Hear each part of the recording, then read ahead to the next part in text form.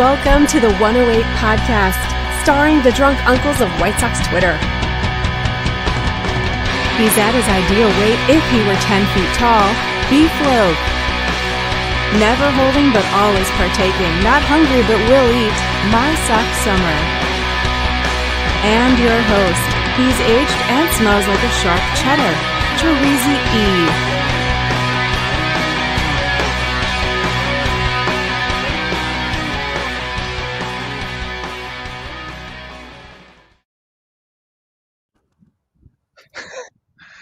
Thank you, Frankie. Welcome to the FromThe108 podcast. Get ready for some baseball, beer, and bullshit. And remember the drinking rules. If Beef Loaf says allegedly, or that he wrote a blog about that, you drink. If MySoxSummer talks about bobbleheads or mentions his time on the West Coast, you drink. Get ready. Where or say, here's the thing, you drink. And we're bringing one back tonight. If MySoxSummer doesn't know a player. Yes. Speaking of drinking, fellas, I got a question for you. What are you drinking? MSS, what are you drinking, man? So tonight, as it's been, we've been going pretty hard at the ballpark on Tuesday and Wednesday. I was relatively hungover this morning, so I was like, I have to step it back tonight. So I'm 100% pussing out, and I'm going with the Kirkland brand hard seltzer. So wow. I have 4 of those bad boys to drink tonight. Yep, I know. Yep, I'm sorry. Non-alcoholic seltzers is what I heard. It's a hard seltzer, Terezi. Get the shit out of your ears, and that's what I will be drinking tonight. I drank one before we even got on because I fucked my computer up, and I am going to drink 4 more. So it's going to be fabulous. Terezi, motherfucker got Jewel brand pop is what he got for his thing. He got he's only got 4. Listen, no, I got a whole case. But the thing is with the Kirkland brand is they're like, I think they're less than $1 a piece. And all of the hard seltzers taste like total shit anyway. So you might as well get the cheap one. Like, it doesn't even matter. Like, it's not like, oh my God, like the Truly brand hard seltzer tastes so much better. It doesn't. It tastes exactly the same and it's shit. So like, I'm just sitting here trying not to be as fat as possible just for tonight. But I've been crushing Goose Islands like a motherfucker. All right. So tonight I'm drinking a little bit of hard seltzer. There was 2 games this week. Dude. Yeah, Monday off. You did not make to 3 games that we drank an excessive amount. On the weekend, Friday night was insanity. I get it. I didn't know the recovery time you require. I apologize. I'm gonna punch you in the dick when I see you. Level of softness already. I could punch you right in the balls. Beef, what are you drinking? LaCroix or what? I'm like MySoxSummer. I'm taking it easy tonight. I'm having the Next Coast IPA, which is like a 7%er. I'm gonna drink as many of these fucking things as possible because they're delicious, and there's no reason not to. And our friends at Goose Island, they know how to make a good IPA, and so I'm just. They do that thing. That thing's good. I love that thing. Very good.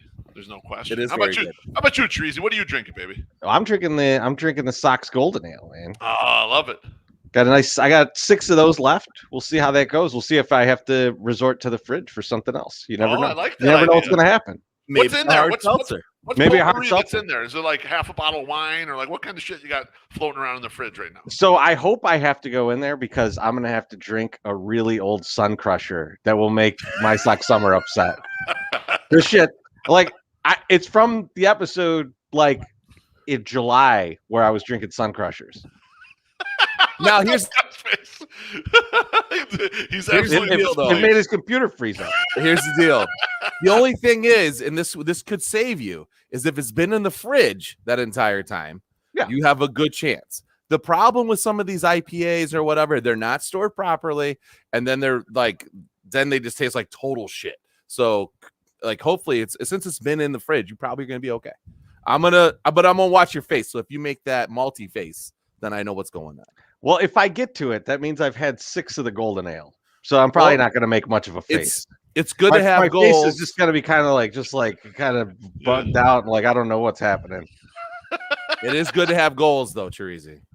And Loaf, I noticed that we're wearing the same headwear here tonight. We are, yeah. We both have the new Sox Machine. The new Sox Machine. It's pretty sharp, man. It's a sharp looking cap. You got to be honest. It's dope. It's a new era fitted cap. It is pretty swell. He's drinking the Andrew Siciliano of hard seltzers, Treasy. That's what it is right now. I even shouted out Sal when I told everybody in the Twitterverse we went live. I said to tell him to go fuck himself. So I hope he is happy. He has earned it so far already. He appreciates it. Looks like he's already finished up. Oh shit! So, guys, we'll jump right into this. We're gonna do the show poll. Yeah, Mama. So, NFL's coming. All right, it's around the corner. I know we got college football starting. I think this weekend. I think there were some games last weekend. Yeah. But the full slate is this weekend, right? And then the NFL is the following week. And next week's show probably won't have a poll because it's going to be a live show. We're going to be doing a live show at Curls. You damn right. Yep. So we're going to do a little NFL one here real quick. And we're going to do the worst Bears head coach of our lifetime. Yes. And now, so this is going to go back, I think, to Neil Armstrong. Technically. Yes. Is it Neil Armstrong? I feel like it shouldn't be Neil Armstrong, but it is Neil Armstrong. It's Neil Armstrong. Yeah. It's Neil Armstrong. So that's how far back we could go. That's how far back we've been alive. I haven't been alive that long, but other people here have. Believe it or not. Allegedly. So I'm going to go first because I think that I don't think that's fair. I want to take the easy pick. I think you should. And I'm I'll going let to go you guys last. Can I go last? You can go last. Okay. You can go last. But I'm going to go with John Fox. Just that's the one. That's the only one I picked. Just horrible. Just like they brought him in like, he's going to change the culture here. It's like, yes, he changed it to the Bears cannot win. The Bears absolutely suck. Now, Sharizi, do you have a good like fall or like a good story about it or anything? Because what I have, no, but you could tell a story about John Fox. Too. I compared him to the Tim Floyd of the Chicago Bears. Like he was a guy that was just brought in and then he just dumped all over him. Like he just sucked. He wasn't good.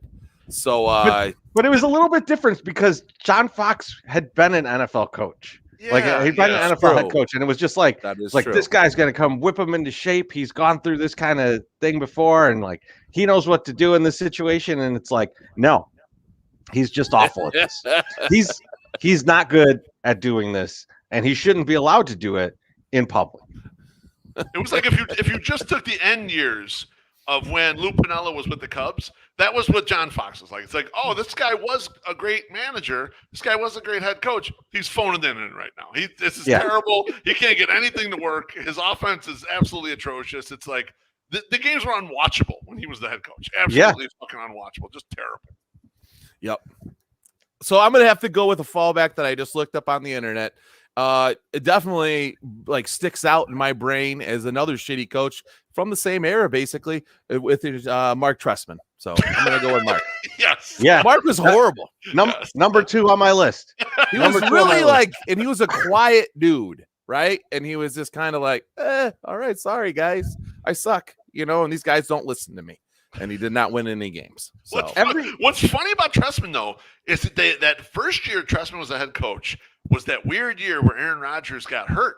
I think Shea McClellan or someone broke his collarbone on the Bears. I forget. I think it was Shea McClellan.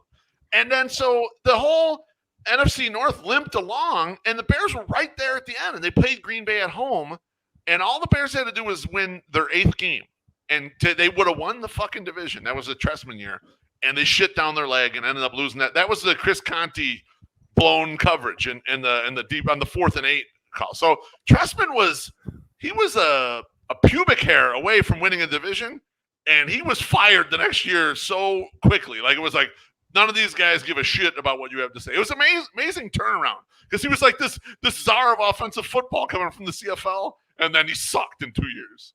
He was, I don't know. He just always seemed weird. Like it was a strange guy.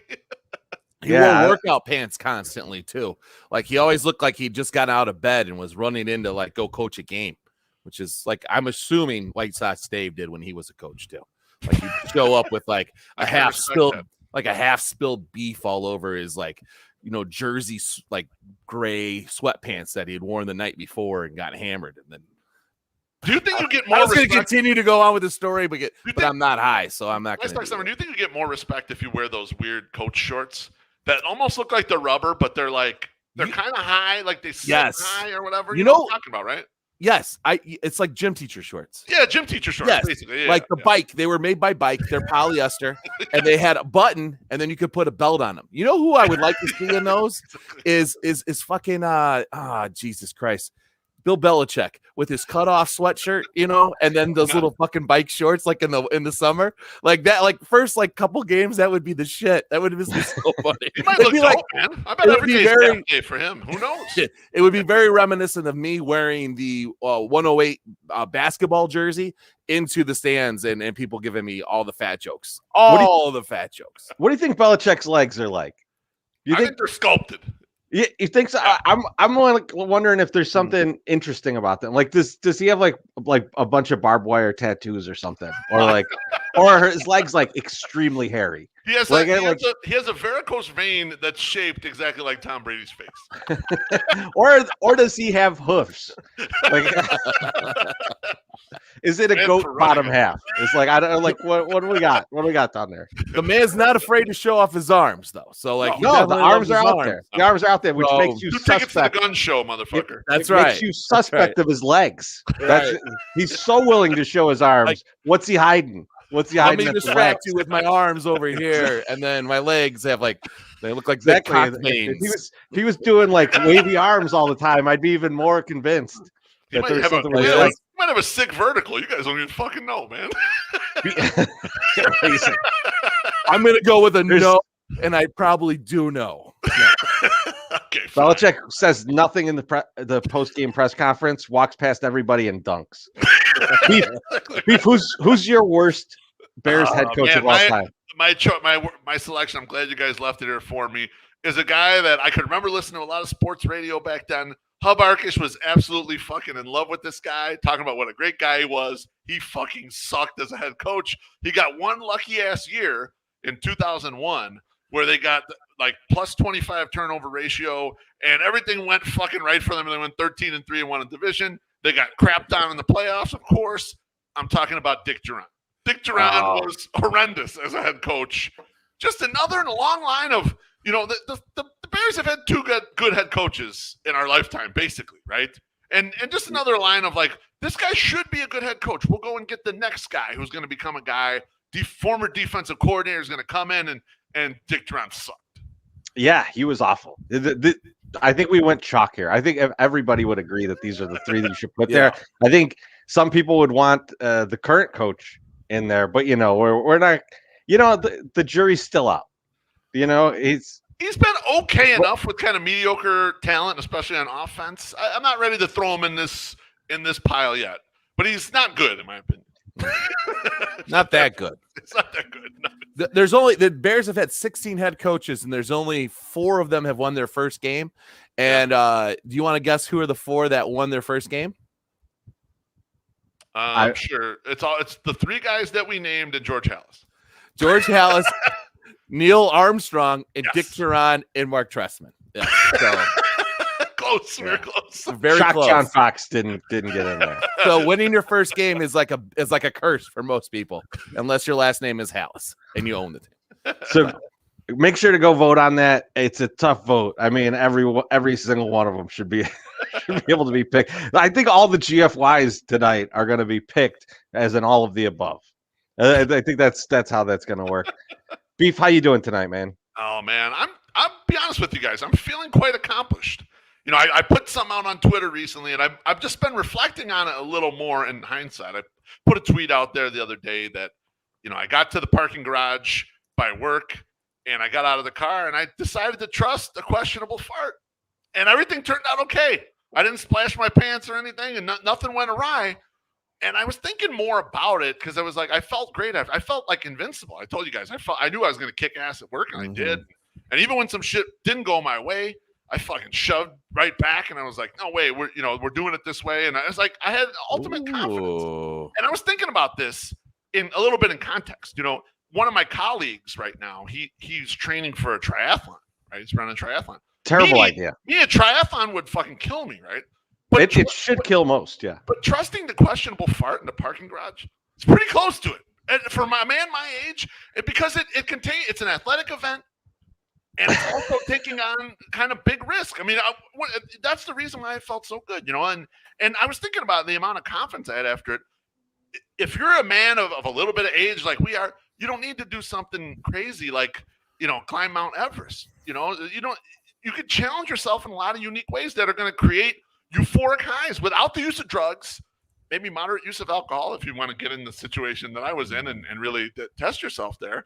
So I was just thinking, we all test ourselves in different ways and different accomplishments are different, And for me, trusting that, I just feel so much better about myself ever since I did that. I did not crap my pants. I don't have a crap your pants story today. I'm a hero. I'm a goddamn hero.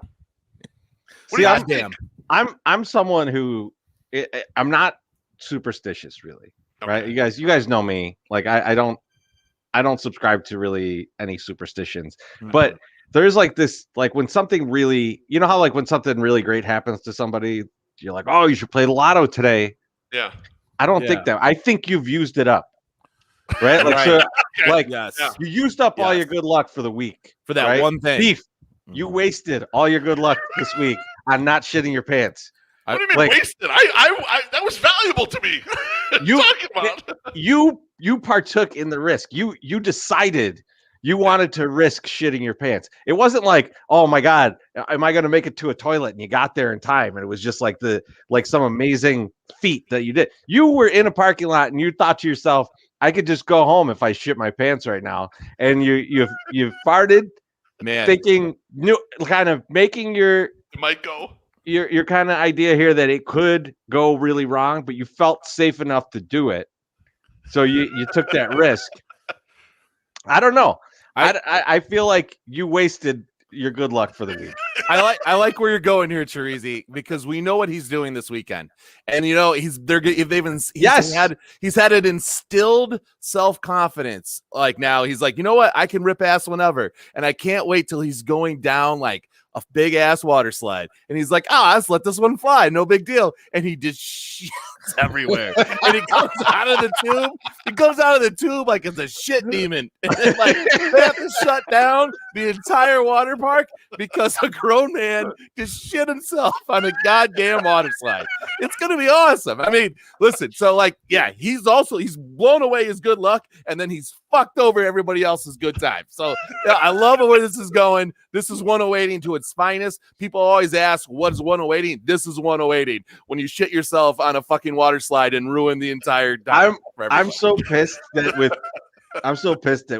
the current like software we're using, I can't change people's names like I used to be able to do. Because like shit demon would definitely be in there. Now, MySoxSummer, what do you think about? I'm going to go into the Dells. I'm going to water park at the Dells. Yeah, you've been to water parks in the Dells. What do you think the park policy is on that? Will I be invited back the next day or not? Probably not.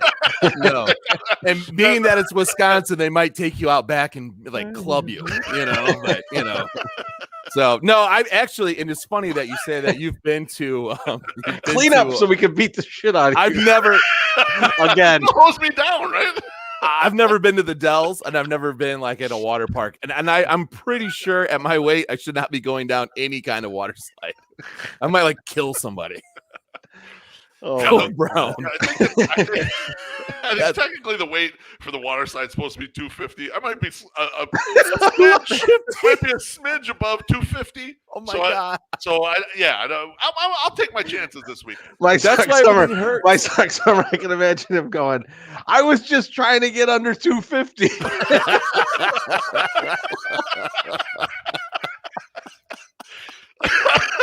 For insurance purposes, they put him on the scale, and then he's like, yeah, I just got rid of a bunch of it. Don't worry about it.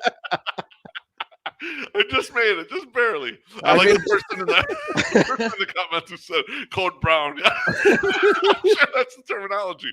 It has to be. Trezo, how are you doing, sir? I'm doing a lot better now, man. I'll tell you. I'm having a great day, man. I was just thinking about like the tremendous August that Jose Abreu's had. And MySoxSummer, that's our birth month, right? Both of us born in August. Mm-hmm. And I was thinking, now Abreu doesn't do so well in June. So MSS, my question to you, is why does Jose Abreu hate Beef Loaf? No, I mean, How dare you? potentially it's because he's such a big, he's so cocksure on the internets, and he's such a likor. Maybe Abreu doesn't like that, like the cocksureness plus coupled with the I want everyone to like me. Please check out my shit. Please give me a like whore moments. Maybe that's why. I think it's a little different. What do you think it is?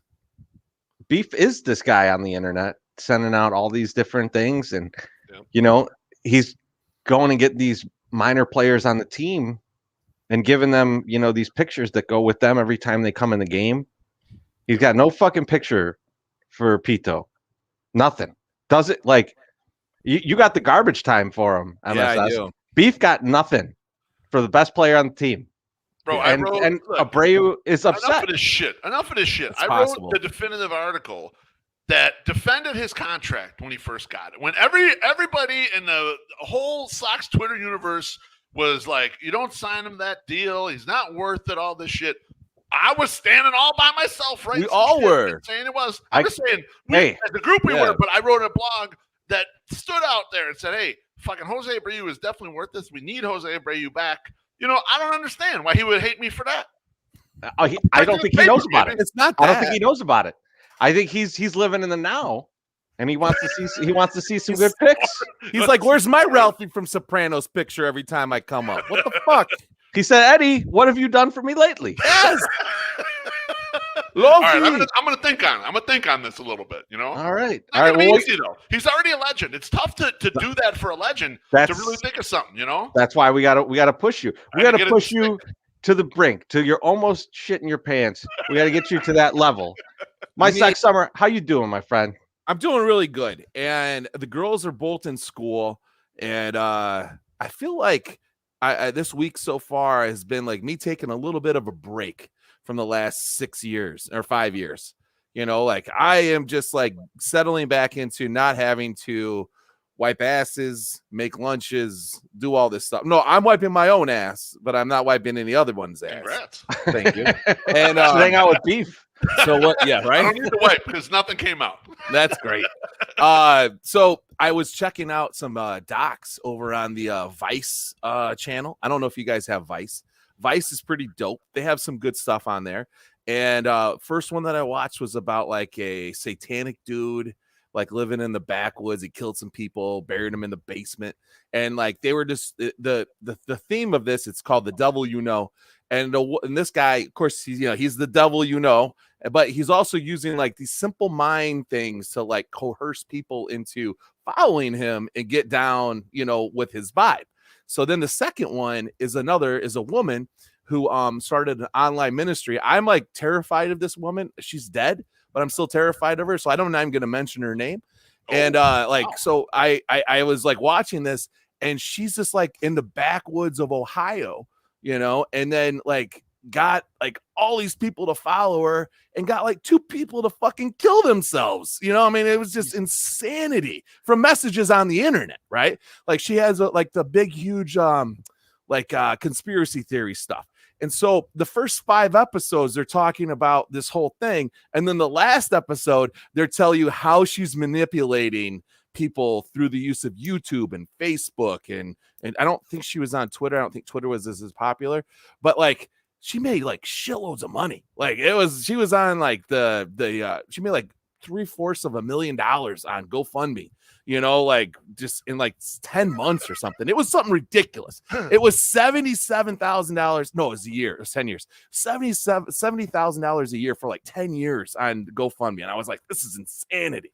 So they're like giving you all these like clues, like, they're like, hey, so what things that sell? So Loaf and Therese, this is why I think we should take the 108 in this new direction. Okay. And one of the things that sells is if you fucking get the story wrong. Okay, so you're not trying to be factual, like right. misrepresent anything you're displaying and make it wrong, because the wrong stuff gets more play than the right stuff. No one remembers the right stuff. It has to be wrong. So we have. Oh, beautiful. Oh, they got him. We have to start. I right? thought it was going to come back on. I'm like, someone was going to be behind him. Like, there's like a fucking reptilian person behind me, like gonna cut me. I wish I had my Oregon. So anyway, so you do the wrong thing. You put the wrong thing out there. Once you get somebody to watch the wrong video or get into your little like algorithm, like they're gonna start. YouTube will just start forcing all these videos at you of wrong shit. Like you get in this echo chamber and it just keeps going and going and going. So once we get these people to follow us on the Facebook, on the Twitter, and then we get them on the YouTube, then we will get our entire thing going here. So that's what I found out today. So start posting YouTube videos filled with idiot talk and inaccuracies. We've been doing that for a while. Yeah, but that's pretty much the 108 brand. I mean, we get the stats accurate for the player. Then we make up some outlandish bullshit about what theories we have. Like my theory that Lance Lynn's too fat to pitch when it's above 85 degrees. Who the fuck knows if that's real or not? Isn't what would get us? What would get us more views though is if we said Lance Lynn is not fat. Like that was what the flat earthers do. Like if you get enough people to say like come out there, like it's got to be at least questionable where you could take the other side. Kind of. Maybe you can't say Lance Lynn's skinny because that's just no. But you can say that Lance Lynn's beard smells like Cinnabon, and that it's debatable. You don't know because we haven't all gone in there and got look. Oh my god! We haven't done any of that action. So did you get a new webcam or something? Is that why you keep getting up in that or what? No. Same old shit. So getting real close. Real close to it. If you haven't seen the documentary, go on Vice. You can watch it. It's pretty good. It's called The Devil You Know. And then just be careful who you follow on YouTube. That's all I have to say. That's my little thing. Speaking of YouTube, Beef, you got anything to say about YouTube? Oh yeah, I sure do. Subscribe to our YouTube channel. If you're watching us on a live stream right now and haven't subscribed, make sure you tickle the undercarriage of that subscribe button and get on board. If you're listening on the podcast feed and have never enjoyed the eroticism that is the YouTube version of the show, just come to youtube.com/FromThe108 and hit the subscribe button. The current goal is 1,000 subscribers. We're almost fucking there, boys. We are dangerously close to 1,000 subscribers. I'd love to hit that over this holiday weekend. So if you're watching right now, if you're in the comments making fun of us, the least you can do is hit that subscribe button. Thank you, boys. So before we get into the next thing real quick, I just want to say MSS is telling like this whole story about this shit he's watching about the devil, and all these things. And I kept waiting for him to be like, and then I watched the Ya Dog episode. So are we gonna say it, or should we say it or not say it? Yeah. That we met him? We met him last night, and he was painfully normal. That was the weirdest thing about the whole thing. Now, I told him, and he tweeted about it, that I did not expect his lower region to be that way. He's a very slender, slight man. I was expecting a little bit more country. Right when you said that. Yes, he did. He was like, "Don't look at my dick, bro." Immediately. Yeah, he knew where you was looking. I was like, "Nah, dog. I was not looking at your ya dog. Your ya hog. The ya hog." But no, it was funny because of the way you said it. Country strong. Yeah. I thought he's a country strong dude. Well, no, but I thought he would be more like I'm country strong. That's what they call you. When you're big and fat, you're like, he's country strong. You're big. Like, so like country crock, motherfucker. That's like one molecule away from plastic, Chirizi. I use only real butter and have the gut to show for it. That's good for you too. All right. But yeah, that was cool. He was painfully normal. Next time I want some fucking weirdness. Ya dog, motherfucker. Come on. While you're using all that butter, how about you pay some bills, man? So tonight, like last week, I want to talk about Mazda certified pre-owned vehicles. They call them CPOs. Over the weekend, over 2 weekends ago, I was back on the mean streets of Sterling, and I heard that my father's trusty old used truck had finally bit the dust. The details of how it went down were sketchy, but it was possibly the fault of my father driving the car home with the emergency brake on. Not sure. Now, why do I bring this up? Because my father has never bought a new car in his entire life. No fooling. The man values his pre-owned cars. And with Mazda of Orland Park, he'd be covered. Only the best maintained late model vehicles make the Mazda certified pre-owned vehicle cut. To be eligible, they must pass a rigorous 160-point inspection. From major to minor components, each vehicle is scrutinized and tested to make sure that it meets the highest of standards, so you can feel confident and enjoy every drive in your Mazda with an elevated state of being, mile after mile. You also get a 12-month, 12,000-mile limited warranty, a 7-year is zero deductible on all covered repairs. All the benefits of buying new without the price. So, Dad, since you'll be looking for a pre-owned car, get your ass over to Mazda of Orland Park and let them show you some options. It was good enough for my main man, Chirizi, and Adam Engel, both guys with juicy doubles, so why not give them a try? Give them a follow over at Zoom Nation and check out their worldwide webpage, MazdaofOrlandPark.com. They are a Carfax top-rated dealer, and take advantage of that $500 discount for Sox fans. And fuck off, Cub fans, especially after we whooped your ass 2 out of 3 games. Mazda of Orland Park, home of the Zoom Nation. 8910 West 159th Street, Orland Park, 708-444-3200. Zoom. All right, fellas, let's get right into some baseball talk. Oh, yeah, baby. Let's do it. All right, man. So, wow, excitement. It's really horned up. So I feel bad for Mrs. Loaf. There was way more roster moves this week than I really wanted, and probably than most of us wanted. So we'll take a look at some of the bigger stuff today. And speaking of big stuff, we'll start with Lance Lynn. So Lance Lynn, allegedly, right? Allegedly, big guy. See the video on our YouTube. That's right. So he's on the IL. He's on the 10-day IL, and it's one of these things where you're not quite sure he's really hurt. He's saying there's like a knee thing going on. He didn't look great in his last outing, so there could actually be something there. So, looking at this, guys. So what I'm looking at is there's a few days off here. He could easily skip through the rotation a couple times and then pitch right when they come back home on the 10th. It just feels like that's exactly where they're going to try and put him. It makes sense. So you'd go this weekend, you're going to go Keuchel, Lopez, Cease, off day. Yep. So then it'll be Tuesday. And so Rodon pitched Wednesday. He'll pitch Tuesday. And then you got Keuchel, Lopez, and assuming Lynn on Friday. That seems to make sense to me. No one really does anything other than Lopez pitches a couple games, which I think we were all fine with him doing. Although we were kind of not hoping to see Keuchel do the pitching at all. So we will get more of him than we maybe wanted. But we're gonna get a bunch more, I have a feeling. But Let's do that pitching. So what do you guys think about the Lance Lynn injury? How legit is it? And what do you think he comes back? I'll go first then. Fine, MySoxSummer. You don't have anything to say about this shit? I'm on mute, so I want you to go. Just go ahead. All right. So, Tracy, when the injury news came out, I thought knee inflammation. That's what every guy who's 270 pounds has all the time. Like, this is like, could be anything. This is like, if you're down a lot of beers and eating a bunch of steaks at Bavette's and you're pitching once every 5 days, yeah, your knee's probably barking all the time, So I totally get this kind of injury. It's just, it doesn't sound like the type of injury, like it wasn't anything acute. It's just sort of, the grind of the season. And I was looking at it, was like, okay, has he been like ridden hard? And it's like, Lance Lynn coming into today was 41st in innings pitched out of the qualified starters. So they're not really whipping him like Seabiscuit or anything. It's a good amount of innings, but I mean, like he's an inning behind Dallas Keuchel, coming into today. So it's not like they're riding him super hard. Since the All-Star break, he's been fine. He's had 8 starts. He's got a 3.80 ERA. His FIP is like right next to his ERA. It's 3.89. So he's been fine. He had those 2 starts like I talked about with the high heat and humidity. He had 2 shitty starts, one against the Cubs and one against the Yankees. Both of them were in those types of conditions.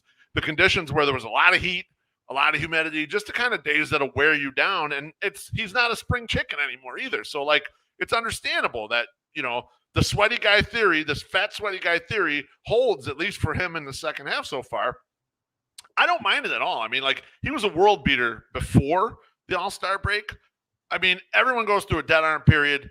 I love giving them 10 days off. Truth be told, if they could afford it, if Giolito doesn't end up missing any time, I'd love to sneak them a little further if they could. I don't even think you necessarily want to show him to Boston right now, because you might end up with Boston in the playoffs. You never know how this is all going to roll out and who's going to land where. I mean, it's not. I guess it's not that likely. It most likely result for the White Sox is going to be Houston in some capacity, but it couldn't hurt to get the guy a little more rest. He knows what he's doing. He's not a guy who needs the run up to the playoffs. There's some young players in this roster that need that run up. He don't need it. This is old hat for him. Yeah, no, I think what, like, the one thing that Loaf didn't bring up is that we've kind of earned this. Like, he's kind of earned this.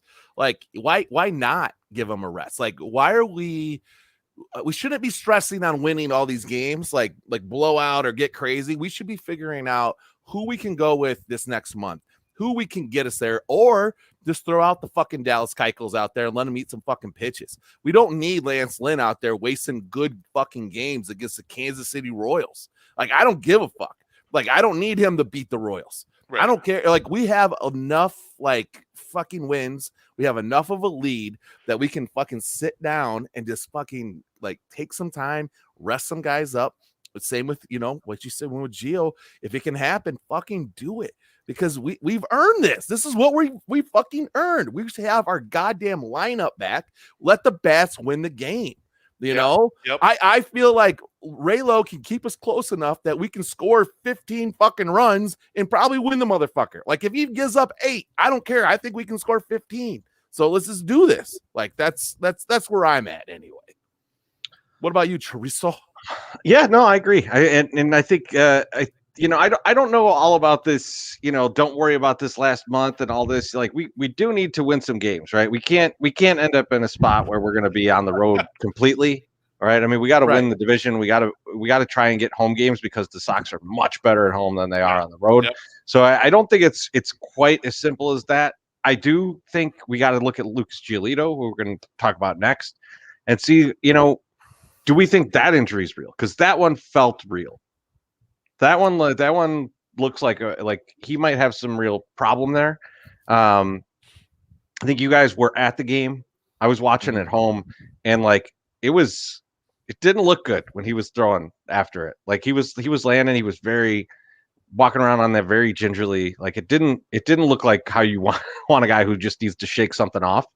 And so I think he ends up on the IL. If he's not already, I think he'll end up there. I think they're trying to see if he's going to pitch. Yeah. I don't know if maybe he's supposed to be Alex was just mentioning in the comments that Rodon is not Tuesday, he's Wednesday, and there's a TBD on Tuesday. Okay. It's possible they're thinking that is a Giolito possibility. Well, I heard Giolito has but if he's going to miss tomorrow.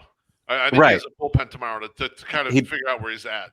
He does. If that goes well, maybe it is Tuesday. Yeah, if it goes poorly, I don't know what that is then. Like, is he then? Do you push him off to either the end of the Red Sox series or further? Right. Yeah, that's a good question. Regarding the injury, Treasy, you know what it looked like to me? It looked like one of those injuries. We both played basketball where you go up for a shot, you go up for a layup or whatever, and you just come down a little bit wrong on your leg, and it doesn't. Yeah. It's not a real injury. It's just you need a day or two to kind of get this right, and then once you rest, everything kind of goes back to normal. You're going to be okay. That's what it struck me as. It was like one of those, you can't continue right this second.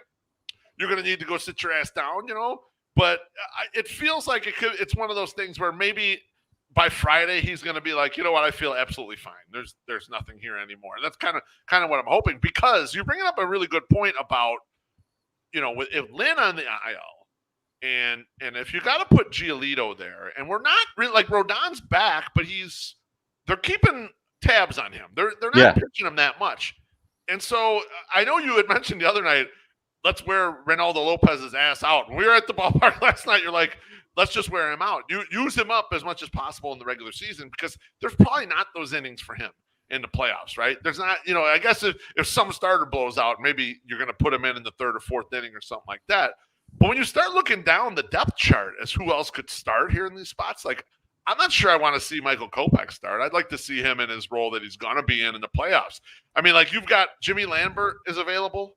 You've got Mike Wright, who's on the roster. I mean, those guys, you could bludgeon them for valuable innings in September and not worry about them. Like, I was kind of trying to look at like what that is. I mean, you could with those guys, you could just, you know how you cut open a cactus just for water and you kill the cactus. That's what you could do with them guys for September, you know. And the thing with Keuchel too is, like, I'm using 110 pitches with Keuchel every goddamn start. I don't care if he gives up 11 runs. I don't give a shit if he's got. I know he's got it back like Bussy Pompancero from Sopranos. I don't give a shit. All right, we need these widgets. We need these pitches. We're gonna need someone to go out there and do it because he's not gonna matter in October. Like, we've got to start delineating the line. You've got. There's like 3 buckets here. The bucket 1 is the guys that really matter and people who need rest. Okay, and Gio and Lynn are in that. And you know, a lot of the position players are. Bucket 2 is guys that you're trying to figure out if you can use them for the playoffs, right? That's probably a few of the bullpen arms. Ronaldo Lopez is probably in that group. Gavin Sheets is 100% in that group. Gavin Sheets, right, like last night, he was gorgeous.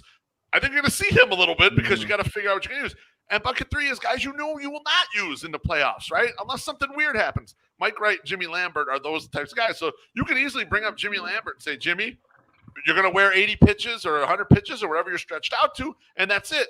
And so I think some of this is going to start being a little defensive for the White Sox and trying to figure out, okay, where can they soak up some pitches, get some arms to soak up some pitches. So I just did a quick look here. Quick look. We're at the Royals, at the A's, back home for Sox and Angels, Red Sox and Angels. Then we're at Rangers, Tigers, Indians, and then back home for 5 more games against Reds and Indians. Or Tigers. So none of those teams are good. I mean, other than the A's. Well, the Red Sox are very good. The Red Sox are good too. But that's at home. That's it. We got that. Those are the only 2 teams that I'm like even all that worried about. Maybe the Reds. Maybe the Reds. Maybe the Reds a little bit. The Reds are good, and the Reds are fighting for a wild card spot. So those games are going to matter to them. Yeah. And they probably won't matter to the White Sox. The White Sox should have clinched by that time. In any case, our last 5 games are at home. We can put back in a full rotation, the regular rotation. They can at least get 1 more regular season game before we go into the playoffs. Yep. So I just am like, I mean, I'm with you, Teresi. I don't want to get, and I harken back to like an Ozzie Guillen thing is like, you get into habits and you don't want to get in the habit of losing. You still want to win, but you also don't want to burn these guys to the fucking ground. You know, like, yeah, for sure. Let's do the happy medium. We'll do the happy medium. I think that's on special over at the Happiness over here in Halstead on Wednesdays. So the happy medium. So Beef, your guy Jake Lamb, DFA'd Jake Lamb. Going out for him. Before we get into Jake Lamb, can we talk about who we think might need a little time off in this roster? 1 or 2 guys that might, we want to put them on the fake IL. Sure. Is that okay with you guys? You guys down with go that? for it. Discussion like this. I'm gonna hurt some people's feelings, and Alex Root is gonna jump for joy. But for me, I think the guy that I'd like to see put on the fake injured list right now is Andrew Vaughn. Okay, he looks tired as fuck out there. All right, I was watching on Tuesday, and I wasn't at the game. I'm watching from home. That was the night Giolito got hurt. The Pirates went at him with back-to-back bullshit left-handed relievers, and he struck out fucking twice. And he looked terrible getting down 0-2 immediately, and both of them. This kid is supposed to smash the shit out of left-handed pitching, right? I made a bet, rookie of the year bet, plus 1,200. I did it a few weeks back. Ever since that bet, Andrew Vaughn's batting line, he's hitting 167 with a 273 on base and 229 slugging for a WRC plus of 49. He's gassed. I think this is the longest season they ever played. I think he needs 2 weeks off. We're going to get him a couple margaritas. We're going to send him down to 31st Street Beach. He's going to figure this shit out, okay? And then when he comes back from his fake – because we got Gavin Sheets on the roster. We don't – there's enough guys to take the spots. Billy Hamilton's back. Adam Engel's going to be back. I see no reason why – give him a little time off. Let him rest that brain. Let him rest everything. And then when he comes back, gangbusters for him. Let him fucking go. And then it's like, okay, you're getting ready for the playoffs. I don't hate Andrew Vaughn. I like Andrew Vaughn. I hate that I flushed $100 down the toilet because his punk ass won't hit anything since I hit that bet. But other than that, I'm just more worried about him. We need him ready for this, and he's been pretty brutal lately.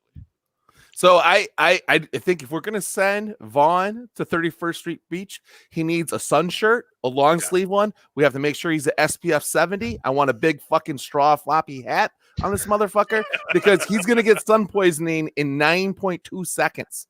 That guy is light. He is he's like transparent. Why does he got to dress like you? Hey, it's a short sleeve sun shirt, motherfucker. And that's because I'm fat, not because I'm afraid of the sun. Beef, you know who I want to take a 10-day IL stint? Who's that? Liam Hendricks. And it's not because of performance. Yeah. It's because I don't want Tony to have the option to put him in for more five out saves. He's stretching him out right now. The guy's got more innings pitched than some of our starters at this point. Like so I don't get what they're doing with these. You went out and got Kimbrel, like make him pitch. Like I don't know. I don't know what to say. MySoxSummer, I'm with you. Like I don't want to lose, but I also like you can't just pitch this guy every day for a million outs. Like someone else has to be able to get an out in the bullpen. You remember like old video games, like you'd shoot zombies and like their arm would fall off or whatever, but then they'd still keep crawling. And then you shoot their legs off, but they're still crawling because they're one arm. That's Liam Hendricks playing baseball. Like he's going to fall apart, but he's still going to be throwing. Like if he doesn't have any arms left, he's going to throw with his teeth. That guy is insane. So I was worried. Like last night, we were all sitting there and I was like, oh, fuck, they're going to bring in Kimbrel, like, you know, to come in the ninth. Because they brought Liam in the fucking 8th. So I was like, this is going to be sweet. We'll see how this works out. Nope, didn't happen. Nope, they just let him keep going. And I was like, all right, well, he looked good last night. He didn't look awful. He got those first 2 outs like really quick in the 9th. And then, you know, people stood up and jinxed him. But it was, I thought it was, I can't, I could see him using a little bit of a break as long as he doesn't get too nuts and then get deep into his Lego collection and start building more and more Legos and goes crazy and then doesn't want to pitch. Like, so that's got to be careful. I wanted to use what Loaf said initially with Mr. No confidence in that man. You're confidentless. He trusted a fart and it didn't work. All right. So I'm ahead of Kimbrel this week. Like a lot of the guys that I would like to have a break got DFA'd, and that's Jake Lamb. No, but also Giolito, I think definitely does need a break. Like I think he should take it if we can do it. But if he's not available to do it, I mean I don't really know. I think maybe possibly a Tim Anderson again, but I again. You know, this guy, this asshole on the internet, not Shane Reardon, another asshole. But he was saying, oh, man, this guy's been hurt 4 years in a row. And look at his IL stints. And oh, my God. And I was like, what the fuck has this guy done in the last 4 years, though? Like, yeah, he's been hurt as fuck. But, like, he's also, like, won the batting title fucking twice. You know, I mean, this guy knows what he's doing. So, like, you don't really need to rest him unless his legs are barking, too. And skinny people just as well as the fat people, Loaf. That's what happens. You know, these guys get overworked. People adjusted differently into after the 60-game season, you know. So that's true. Yeah, it's like they're coming back in and they're like, fuck, you're trying to triple it. And it's just like, that's hard. So yeah. MSS and Treasy. One thing I'm noticing from the comments is a lot of belly aching about the Andrew Vaughn Rookie of the Year bet, which I was belly aching about as well. And people blaming me for jinxing it. But really what we found out is that betting Jets money line is better than betting on Andrew Vaughn Rookie. It's a much more sound bet. Hey, you came out on top with that, didn't you? I did. You did. It worked These Andrew out. Vaughn Rookie of the Year bets, all losers right now. We ain't going to cash a ticket there. So can we fucking talk about Jake Lamb now? I'm so excited to talk about Jake Lamb. Let's do it. So Beef, man, he got DFA'd. But, so I got to say, I feel bad for Jake Lamb as a human being. But I feel pretty good about this. And here's why. Think about this team a few years ago. And think about if we had a guy who was a Jake Lamb, right? We'd be arguing over how much this guy should play. Like, he should play even more than he's playing because he's so average that he's the best player on this team. Mm-hmm. Right? And like, so the fact that we're now in this position where we're watching this team and the team has guys like Jake Lamb and they have multiple guys like this where they can go, we're coming down to the wire here. We're going in the playoffs. What is the specialty guy that we need? And it's not Jake Lamb. They have enough left-handed bats somehow from having 0 to having, like, we've got a plethora. Yes. So Jake Lamb is unimportant now. And now you're looking at a guy like Billy Hamilton, or a guy like who can be a specialist in a number of different ways, defensively and on the bases and things like that. So I was happy to see this, as much as I feel bad for Jake Lamb, because Jake Lamb was reliable. Jake Lamb was the late night booty call, like, very average, very reliable. That's a great comparison. That's almost as good as the Tim Floyd one early. He's a good booty call. That is terrific. I agree, Treasy. When I saw it happen, all I thought of was the Goodfellas. When they called to find out what was going on with Tommy, he's gone, and we couldn't do nothing about it. That's what I thought the whole time. It's like, he did okay, but he's out of here. Too bad. Like you mentioned, while he was here, 131 plate appearances with the White Sox. He gave them a perfectly league average 100 WRC plus. And I was thinking about during the season and trying to think of, like, Jake Lamb. I feel like as a group, we ended up defending Jake Lamb, even though we have no stake in the Jake Lamb. Like, we were out there in the Twitter streets defending him. It's like, he's okay. He's not that bad. And you know when we were doing it? We were doing it when we were in those grotesque seats in section 110 that somehow the White Sox shoved us in for like a month, that was like, what the fuck? We don't belong here. And then we see people sitting in our nice seats in 108. It's like, what the fuck are the Sox doing us here? And I had all the self-loathing.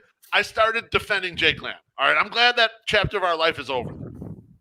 Yeah, I was a person who was saying, just get rid of this guy. Why is this guy in the lineup at first? Yeah. And then he came through. He grew on me. He grew on me, especially as Adam Eaton just kind of became a guy that I was like, please go away.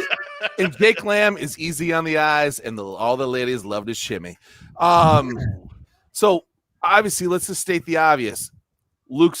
Brewhand Luke is 100% happy now. His boy is back. He's coming back, and we got rid of the other guy, so now you don't have to worry about it. Now, do we need a Jake Lamb going forward over a Billy? I don't think we do, because I think you need a Billy there, because Billy provides a little bit more of something that Jake didn't provide, and that's a good come in and run for Eloy when he gets hurt in the second round of the playoffs. He can run from second for him. That's what I'm thinking.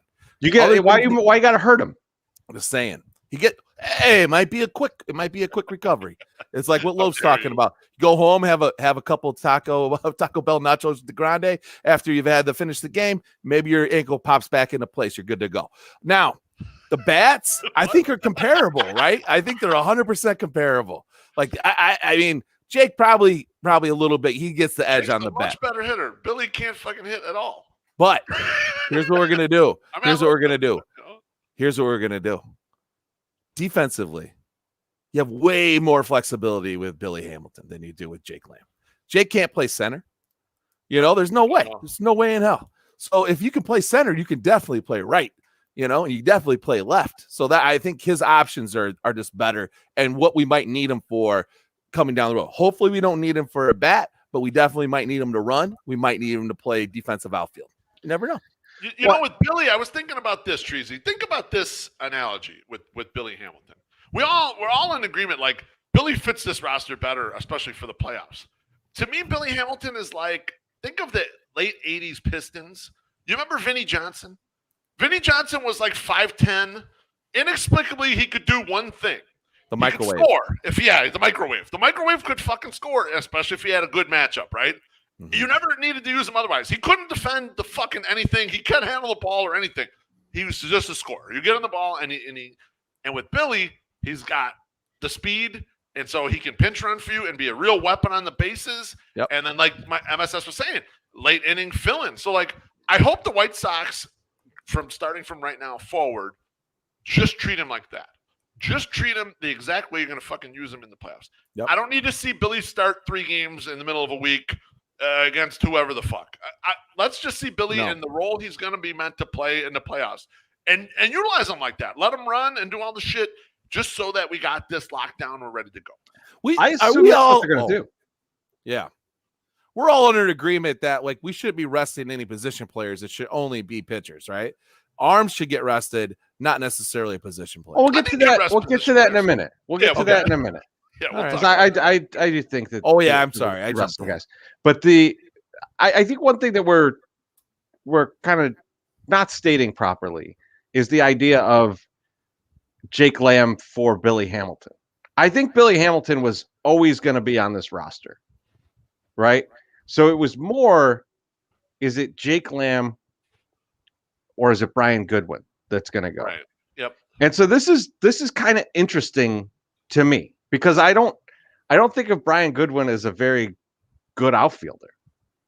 So I think it's kind of there's not a big difference there. And especially with Billy Hamilton back, you have a center field backup, right? Right.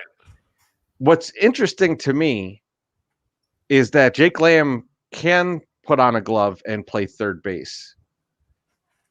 There's not a lot of guys on this roster that are infielders that could jump in there. And so this is a lot of faith in one Lurie legend. Yeah, it sure is. It's so I'm almost surprised by that. That's the only thing that about this where I was like, I'm surprised they let Lamb go. I would suspect it would have been Goodwin for the reason of being able to play. Lamb could play third base. And so I was a little bit surprised by that. I'm not taken aback at all that it happened. And it seems like they would be fine if someone got hurt to just put them on the IL and bring back up Danny Mendick. I don't want to see that. But if, or I mean, thank you. There's other options too. But like, I just don't. I don't know. That was the part that I was a little bit surprised about as I looked at this a little bit deeper. Yeah, that is pretty interesting. I mean, neither one of them, Lamb or Goodwin, hit lefties very well. Goodwin's got a more patient approach where he strikes out a little more. Lamb probably puts the ball in play a little more. But yeah, I agree with you, Treasy. It was a binary choice between those two, kind of figuring out this. And maybe it's just Goodwin has enough flexibility in the outfield, and that's where they're going to give people rests more often. Whereas Moncada's going to play every day, and so you're not going to. The only way you need that third baseman is if everything goes wrong, right? And so maybe that was kind of the thinking is like we can fit this guy in there more easily, and the guy who covers third and first, we're just not going to play this guy. And I get it. Makata's been hot as of late. Like he's been hot. He's been durable this year. He's been very durable.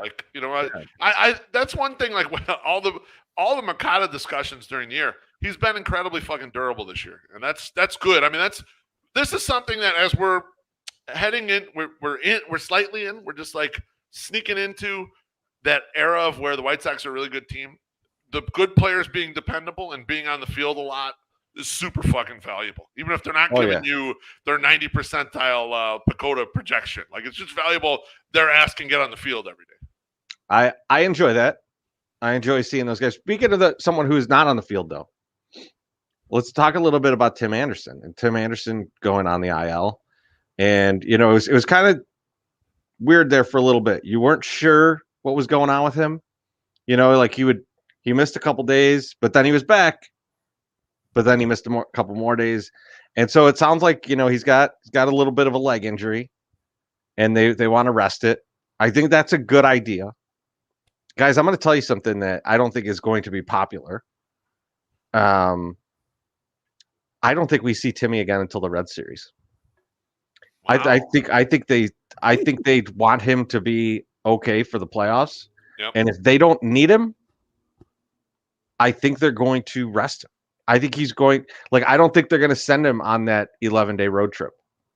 I think they're just going to go no, we'll meet you back in Chicago and you be ready to get the rust off before we go into the playoffs and you go full speed. Because I think if they don't, it's going to be nagging.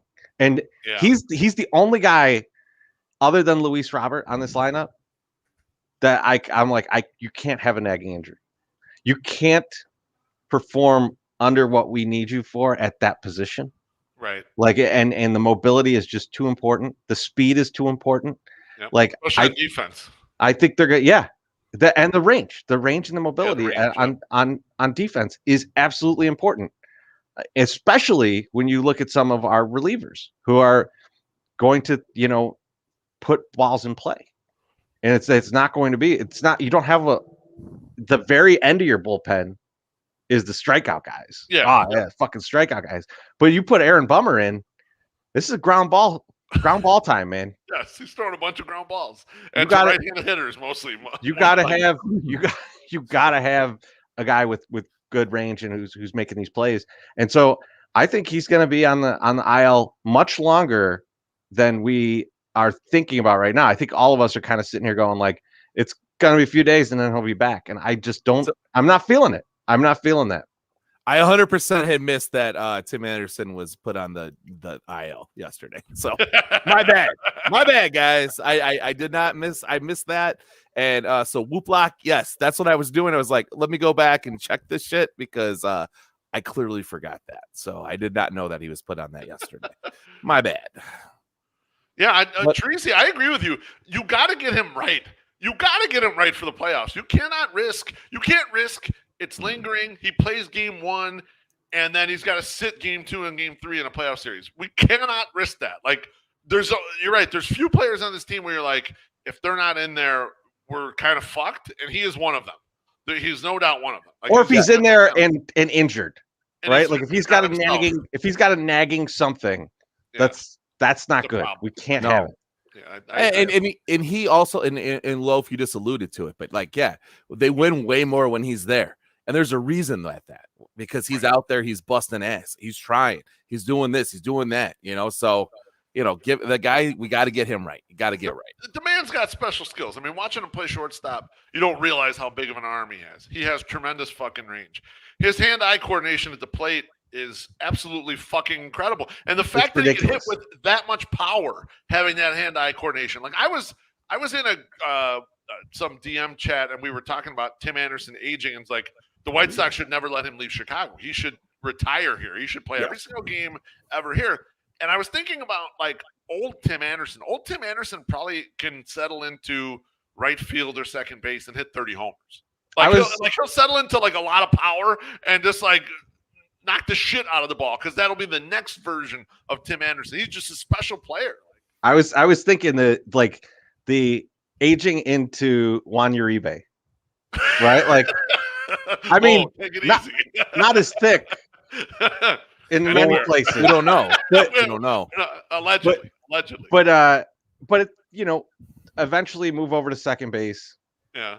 The batting average maybe dips a little bit, but the power numbers go up a little bit. Like I could see him, being towards the end of his career and tomahawking the balls like over his head, like Uribe was doing at the end of his. Uribe was like, "This might be my last at bat. I'm trying to hit a home run." I remember Uribe like getting an at bat in the World Series for the Mets and getting a hit. Me being so excited, like Uribe's career's done. Somehow he ended up on the Mets in the World Series and fucking gets a hit because, of course, he's swinging everything and the hand-eye is still there. Right? He's still got it. I feel like Uribe was in the World Series for like 7 straight years. I know he wasn't. I know he wasn't. Don't you get in the comments and go like, "What are you talking about?" I just feel like it. I know it's not true. All right. So we're talking about Timmy, and we're talking about Timmy being out, and we've got a new guy in town. And it's funny because MySoxSummer had no idea that Tim Anderson was on the IL, but he did know to make this. Yes. And so Romy Gonzalez is joining the White Sox. And my first question is to MySoxSummer is, what do you think Romy Gonzalez is and or does? So initially, 100% initially, pitcher. I thought he was a pitcher. I was like, this guy is a pitcher. And then I started reading things about him, and they brought up Tim Anderson, and I was like, oh, Tim just got off of a stint. I did not know he was back on the stint. I go, okay, so maybe they're bringing him up, so he's probably an infielder. Because I'm like, why would they be talking about him as a pitcher with that? And then started talking about his batting stuff. So yeah, no, I had fucking no clue. Put me in the same boat as White Sox Dave, which if you have not listened to that interview with Rick Hahn and White Sox Dave and Eddie, that shit is funny. And that and Romy, is it Romy? Romy? I'm saying Romy, man. Romy? I don't know. Okay. I honestly don't know. The Romy part is funny because he goes, Han goes, we just brought him up, and Dave goes, yeah, I had no idea who he was, until a month ago. And Rick Hahn goes, awesome. He's like, true fan. And it was just like the best, or he's like, perfect, true fan, like something like that. Yeah, like he just got him so good. It was beautiful. And thank you, Dave, for what you did later. Everyone should listen to that interview. So you can hear the shout out at the end. But yeah, no, I initially, because I made the graphic, I couldn't use the joke that I wrote. I was like, he's in that movie with the hot chick and then the girl from Friends, right? So, but yeah, no. So, but Mira Sorvino, which I thought she had like a really good like movie career. She did not have a very good movie career. I looked at all her movies. I was like, because I remember her from Beautiful Girls and I remember her from Mighty Aphrodite. And that was it. And then like, that's the only reasons I need to remember her, because all the other movies she was in sucked. Like they were horrible. So anyway, she was hot there for a while. So yeah, good there. But yeah, no. So yeah, that's what I got for you on who Romy is. Or Romy. Romy. Beef, I'll let you get to your stuff in a little bit because you're going to probably speak intelligently about all of this. And I want to just throw something a little wild into the ether about what I want to see here. So I'm with you, MySoxSummer, and Dave as well. I did not know much about Romy until just recently. Now he's hit a bunch of home runs in AA. And AA is a hard place to hit home runs for anybody. And so it is surprising. And that's why you started to hear his name a little bit. And then, but like, as I'm thinking about this, and Timmy's going to be on the IL. And as I said, I think he's going to be on there for a while. Yep. So you're going to see a lot of him. But coming up to this season, probably one of the reasons no one cared or thought much about him, or at least that we didn't, is the middle infield was pretty, I mean, even third base, kind of all the way around the horn, there's nowhere to go. You had Madrigal, Timmy, Yohan. Like where does an infielder move up, right? And even if you're a third baseman now, you're looking at, well, Jake Berger's a guy. People like Jake Berger. He's doing well, and so it becomes very complicated to get into the team, right? And he's not a high enough prospect name to garner any interest in trades either. So it's kind of like he's a non-factor. But then Nicky Mads gets traded. Yeah. And now you have a quasi hole at second base. Yep. You've got Cesar Hernandez, and you've got an option on him. Yep, sure do. But not much after that, right? And so now you got this guy up getting an audition. And here's what I want to happen, Beef. Okay. I want this to be a kick in the ass for Cesar Hernandez. Yep. Now, do I personally think that Romy could cost Cesar Hernandez $6 million next year? No, I don't believe that. But I want Cesar Hernandez to believe that. I love it. I want him to go like, wait, what is happening here? Why is this? What is this guy doing up here? I want to see this guy play shortstop and Lurie play second base a couple times, just to give Cesar Hernandez like a what do you do here again?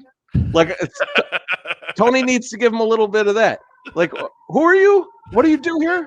Like, he needs a little bit of that. And so I want Romy to come up and say you do here. So exactly, I want Romy to come up and play well and give a little bit of that to him. So Loaf, before you go and demolish all the stats here, I just want to point out that in my notes I have it's a chance for him to showcase what he's got going forward. It'd be nice to have a dedicated backup to Tim Anderson or a salary replacement for what Nicky Mads could have been. So that's I had the same thoughts. So all these people that think that I don't know baseball, I actually have it written down on here that shows that I kind of do know what I'm talking about, because that's where my brain went to, Chirizi. Beautiful point. We don't have a Nicky Mads. And we don't know how long Cesar is going to be around. So we'll see what happens. It's absolutely the truth. I mean, a great call, boys. Blow it up. All right, All right, Beef, lay some knowledge on us. So man. here's what I know about Romy Gonzalez, and I searched around the internet a little bit. So Romy Gonzalez in AA and AAA this year, he's been more of a pop-up prospect. He was an 18th round pick out of Miami. Now, Miami's a big program, so it's not like he's an unheard of guy or anything like that, but he wasn't really a touted prospect. Across AA and AAA this year, he's hit a slash line of 275, 357, 525.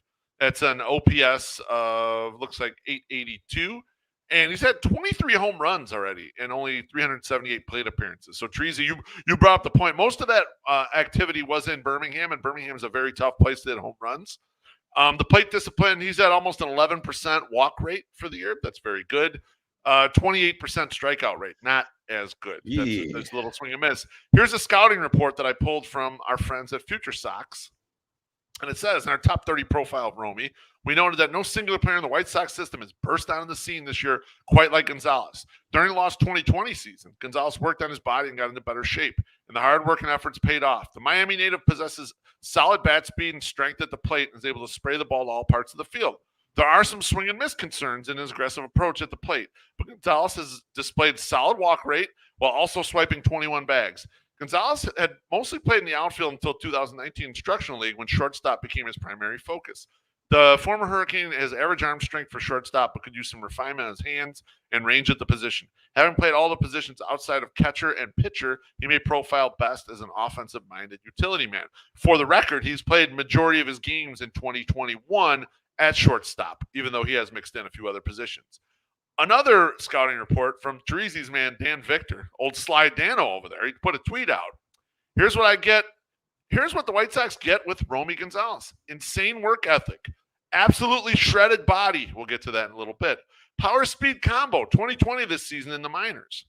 Positional versatility is played everywhere except pitcher catcher. That's already mentioned from the Future Sox ones. And universally liked as a teammate. So all those things pretty much sound good. He's basically a pop-up prospect. When I saw this and I started looking into it, my mind started racing. And I thought of a comp that you boys might enjoy. And I looked at the 2014 Charlotte Knights roster, 24-year-old prospect there at the time, who hit 310, 367, 483. That's 850 OPS. He had an 8% walk rate, only 15% K rate, so a little less patience, but didn't strike out quite as much. And the guy didn't actually get his promotion until 2015. He also became a future holder of a gorgeous mustache. Do you know what guy that is? I mean, you said future holder of a gorgeous mustache. Like I thought Tyler Saladino. That's correct. It is Tyler Saladino. So to me, like this smells like Tyler Saladino because Tyler Saladino popped up as a prospect. And I remember in 15 when he came up, we didn't know anything about him, and then he kind of came up and he's okay. He's like, a decent utility man for a couple years, and I don't know, he was a fan favorite. We all kind of liked him or whatever. And so that just kind of got my mind going about former pop-up prospects.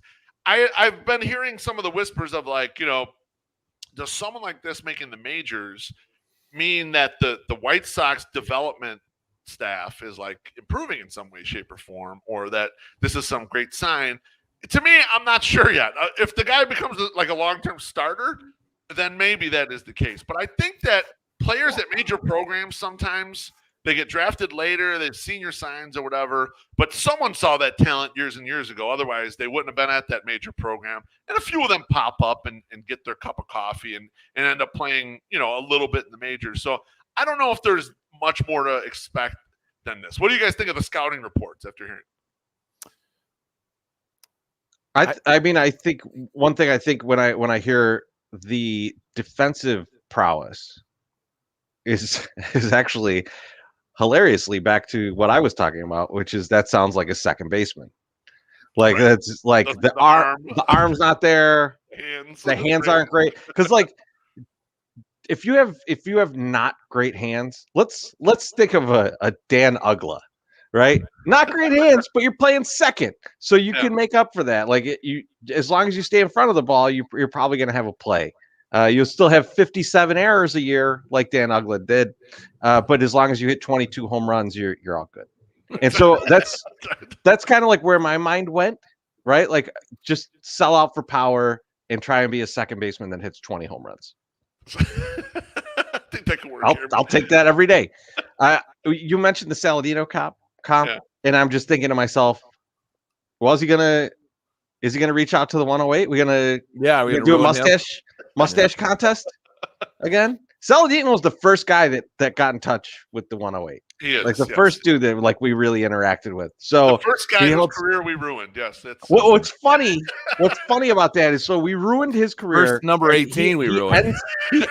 Yes, and he ends up in Korea. Yep. He gets hurt in Korea, and who the fuck replaces him on the roster? Daniel Palka. Yep. Absolutely perfect.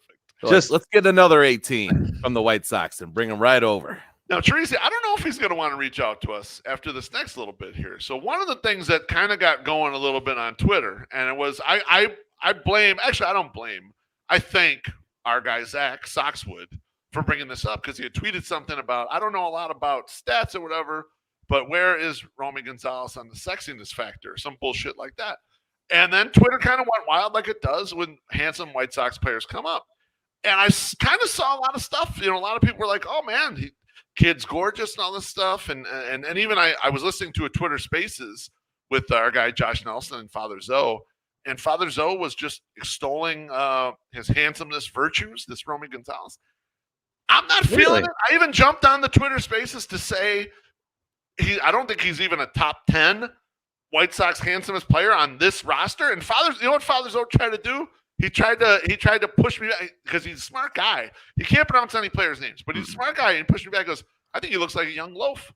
And I'm like, yeah, that's why he looks mediocre. That's why he's not. Yeah, that is some of these other guys. That's a bad look. That's a bad look. But he tried to get me. I'm going to run down a quick list for you guys.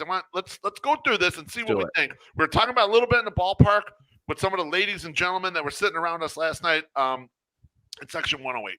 So for me, here's my rundown of the guys that I think are better looking, without a doubt, than Romy Gonzalez. I got Yohan Moncada.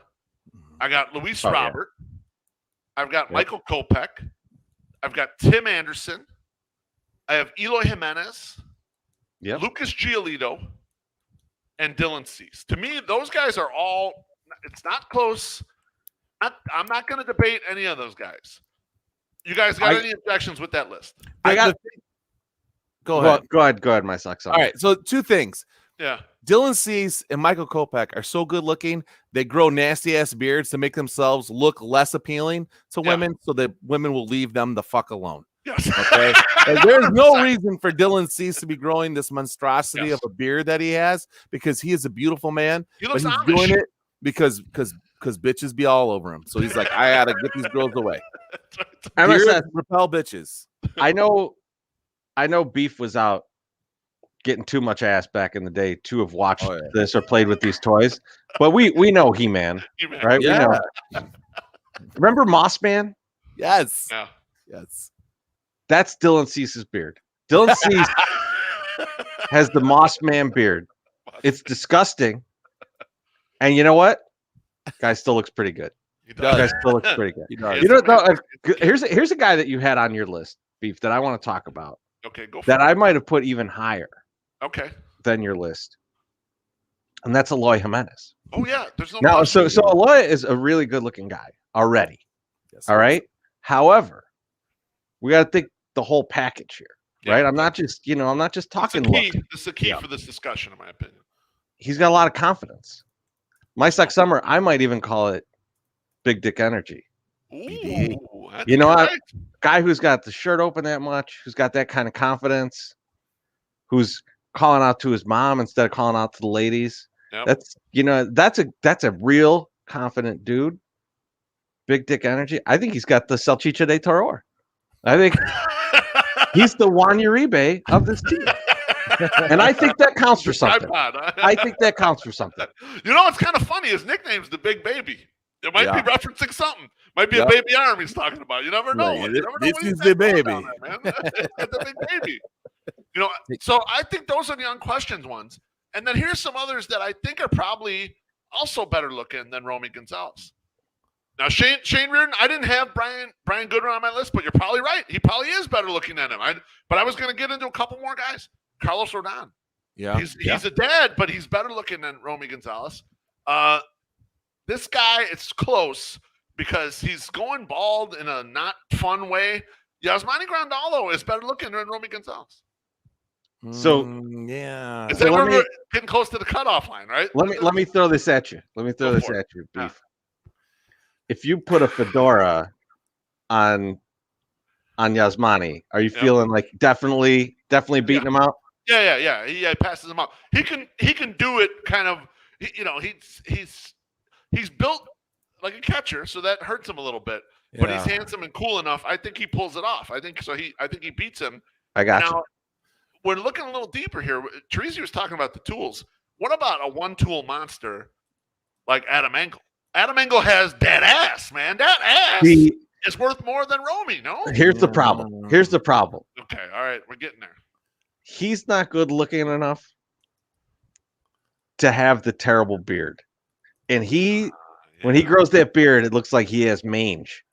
And that's tough to overcome. That is tough to overcome.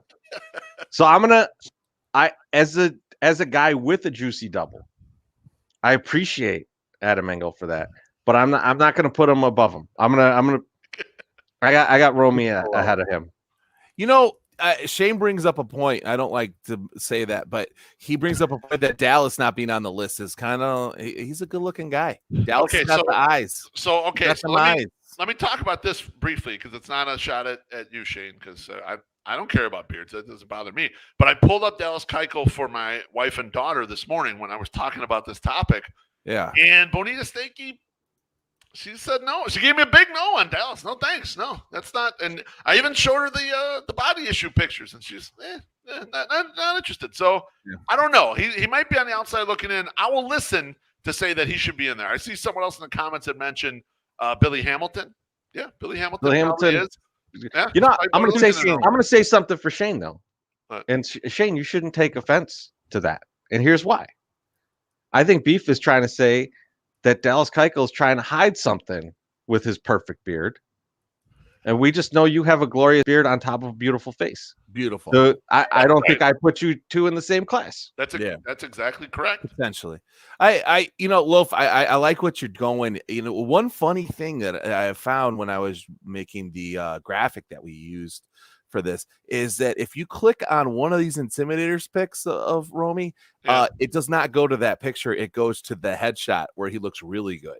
So he has like this dorky looking picture from Kannapolis, and then it switches over to Birmingham where he looks more refined, more better looking. So like I feel like maybe he has this in his head too. So he's starting to scrub off some pictures. He's like, Kannapolis, take that shit down, or you can never make a goddamn bobblehead of me. Unless drink up, motherfuckers, if you didn't listen to the rules. And you can't make a bobblehead of me if you don't take this down. So it's an interesting play because I was looking at it and I knew this question was coming, and there was other pictures of people that were not him that they all looked good. But then every time you saw his picture, you're like, I don't know about these eyebrows. And as a guy with big eyebrows myself, I'm like, I don't know what's going on here. So yeah. You know what I'm hearing? You know what I'm hearing from the graphic designer right now? What? Romy's Photoshop bullshit. No, it's a good. He's got Instagram filters on himself, Teresi. He's filtering himself on Instagram. I've been trying to show and share my little bit of knowledge of photography with Loaf because he takes increasingly fat pictures of me every time we're around doing anything.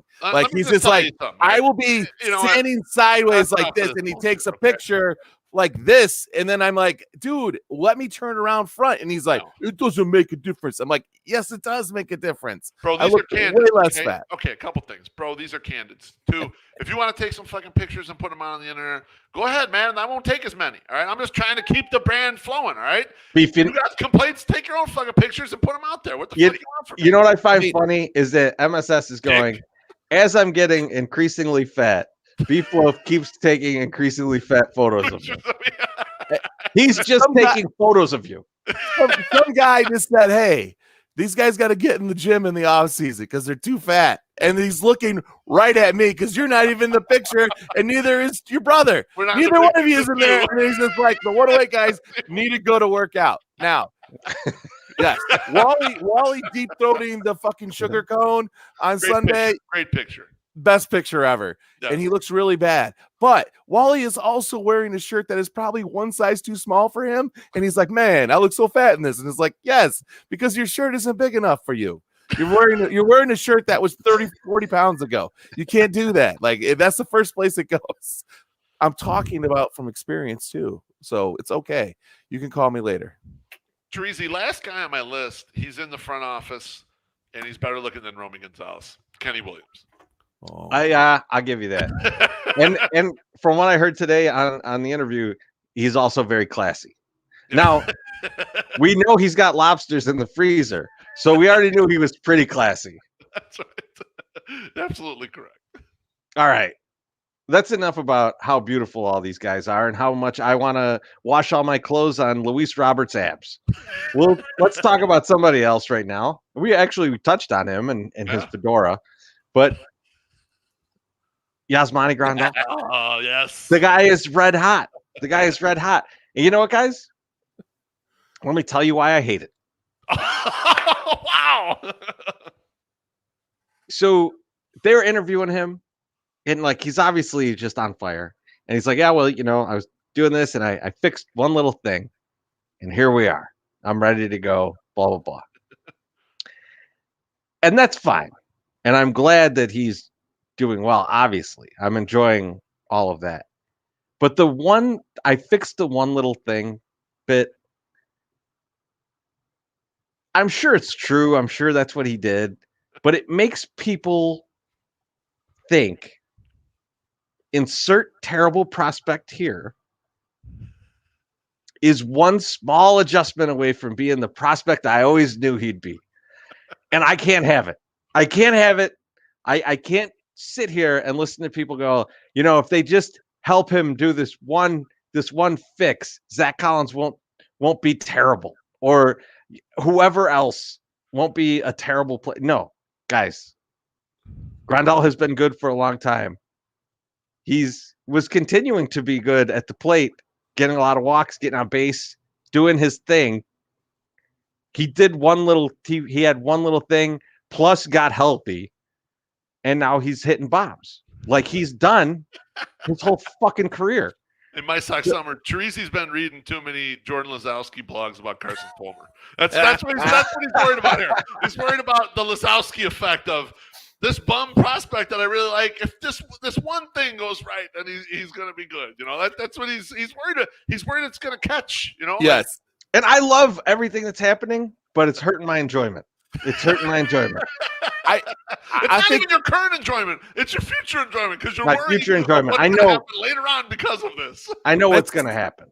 It seems like a reach, Teresi. It really does. It seems like a reach because he is. And I think if you're an intelligent baseball fan, which sometimes I get confused with, you can see that this guy was good before, and it is a health thing. It's not, oh, I just made this little change, because and even in the eyes of diversity, as he's hurt, he is still doing what he can do to help his team, which is to taking the walks and doing all that stuff. And that to me was a huge sign of how good he is. Right. And like the one thing that I'm not really happy about him being red hot right now is that I don't want him to waste all the shit now.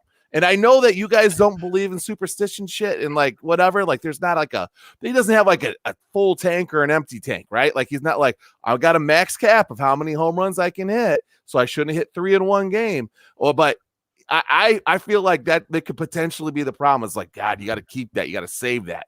You got to save that. I'm like Tony La Russa saving fucking, Liam Hendricks, the first 2 months of the season. Like, let's see what happens. We don't need to put him in right now. Let's just wait. But yes, I don't know. That's the one thing I'm worried about is he might be peaking too early. I need him to peak in the playoffs. As the guy that actually peaked in the playoffs last year, I hope that he does again this year. So that's the one thing I'm concerned about. MSS, don't worry. He's got unlimited home runs and walks like he's doing. He's 22 plate appearances. Let me read this really quick. Okay. At 22 plate appearances, he's got 4 home runs, 4 walks, only 2 strikeouts. 6 runs, 11 RBIs. He's hitting fucking ridiculous. He has all these unlimited stats if he gets to play the Cubs and Pirates in the playoffs. But I'm guessing we're probably not going to line up against them, so he's not wasting anything right now. He's just beating up on bums, which I love. I mean, I love seeing him come back immediately and beat up on bums. One thing that I'm really encouraged by, and not to besmirch our other catchers that we have in the clutch here, but watching him behind the plate, it just looks a lot better than what we were getting from either of the other guys. And no offense to them. I mean, Zach Collins has been brutal, and Seby Zaval's even had his problems receiving. Like, he's had way too many pass balls and stuff, even though the framing number's been fine. Yasmani Grandal is a professional catcher. You may not like the occasional catcher's interference. He will get a pass ball here or there, too, as a receiver, but he's a professional catcher back there. That's nice to see. Yeah, I agree. And trust me, I love what I'm seeing. I just worry about my Twitter feed. Gotta keep that timeline clean, man. And it's gonna be a mess out there. I'm gonna be like Marty Huggins, just going, it's a mess. All right. Before we get into some other stuff, MySoxSummer, why don't you pay some more bills? Listen. Guys, we have a store. A bunch of you motherfuckers ordered a bunch of shit last week. That was fabulous. We had a free shipping thing. I sent out that. I gave you free stickers. I gave you free koozies. I give you all that stuff. This week, no fucking specials, assholes. You got to just come on over to our store, buy some shit. All you motherfuckers that were like, oh, you don't have a large. Oh, you don't have XLs and something. I got plenty of that shit. And the original 108 OG shirt, it's sitting right there in fucking boxes. Please order your larges and your goddamn extra larges, you skinny fucks that were like, I don't have a size. You don't have my size. No, I have your fucking size, so fucking order it. I ordered big numbers because you fucks kept saying that you didn't have the size. So anyway, I got that. I'll still give you a free koozie, not going to give you free shipping. So that's what I got. I'll give you a free sticker too, maybe. Yeah, I'll give you a free sticker. So we got that going. Yeah, see, that's a good bobblehead. But anyway, come on over. I got long sleeves. We're starting to get into the the fall. We have the Raglans with the 90s logo, and I think we have we have a few sweatshirts left. And I think they're only $30 right now. So that's a good deal. You should go scoop those up. Maybe we'll make a playoff sweatshirt. Talks about making a nice long sleeve playoff shirt. We'll see. We'll see what happens. We'll see how this goes. But first things first. First things first, you large and extra large motherfuckers, get over there, buy our OG shirt. It's a Chicago colorway. It's a fucking nice, fancy, good shirt, next level, very soft. Fucking order it. Thank you. Uh-oh. Trezo's muted. Any events coming up there? Oh, yeah, we got that too. I forgot I was going to write that down. I actually wrote it down. September 8th, next week, we are going to be at Kroll's in the South Loop. Loaf, do you have an address for that by any chance? Yeah, that's 1800 South Michigan. That's about 1800 South Michigan. I think it's 17 something, but it's the corner of Michigan and 18th Street. Yep. That's Wednesday night, and we're going to go on about 7 o'clock, and we're going to go up to game time. Now, that's a road game. The White Sox are in Oakland. So that Wednesday, we're going to go 7 to 8:40. That's going to be an almost full 108 podcast. We're going to have Josh Nelson from Sox Machines going to join us. We'll be giving shit away like we have been giving away at all these things. Get your ass out there. There's going to be drink specials. We're going to be drinking that Goose Island. If you drive by Kroll's right now, which I have done recently, there are posters up. You can see the 108 posters. They're in a couple of different windows. I haven't gone inside to see if they have any of the big ones up there yet, but we're going to be doing it there. That actually is going to be our 108th podcast. Yes. Too. So we've got some good plans for that show. It's going to be like a normal ass show. Please come out and hang with us. Feel free if you come and drinking those Goose Islands, yell at us while we're doing the show. We love all that shit, just like we love the comments here on YouTube. We might even have a draft that night. Me and Beef, before you jumped on MySoxSummer, me and Beef were talking about a draft. Got some ideas. And I think I got a good idea. So I think we'll see if we do it. I like this one. I think it'll be a lot of fun for the people in attendance. The draft is best places to drink on September 8th in the South Loop. And it's Kroll's, number one. Everyone come on out.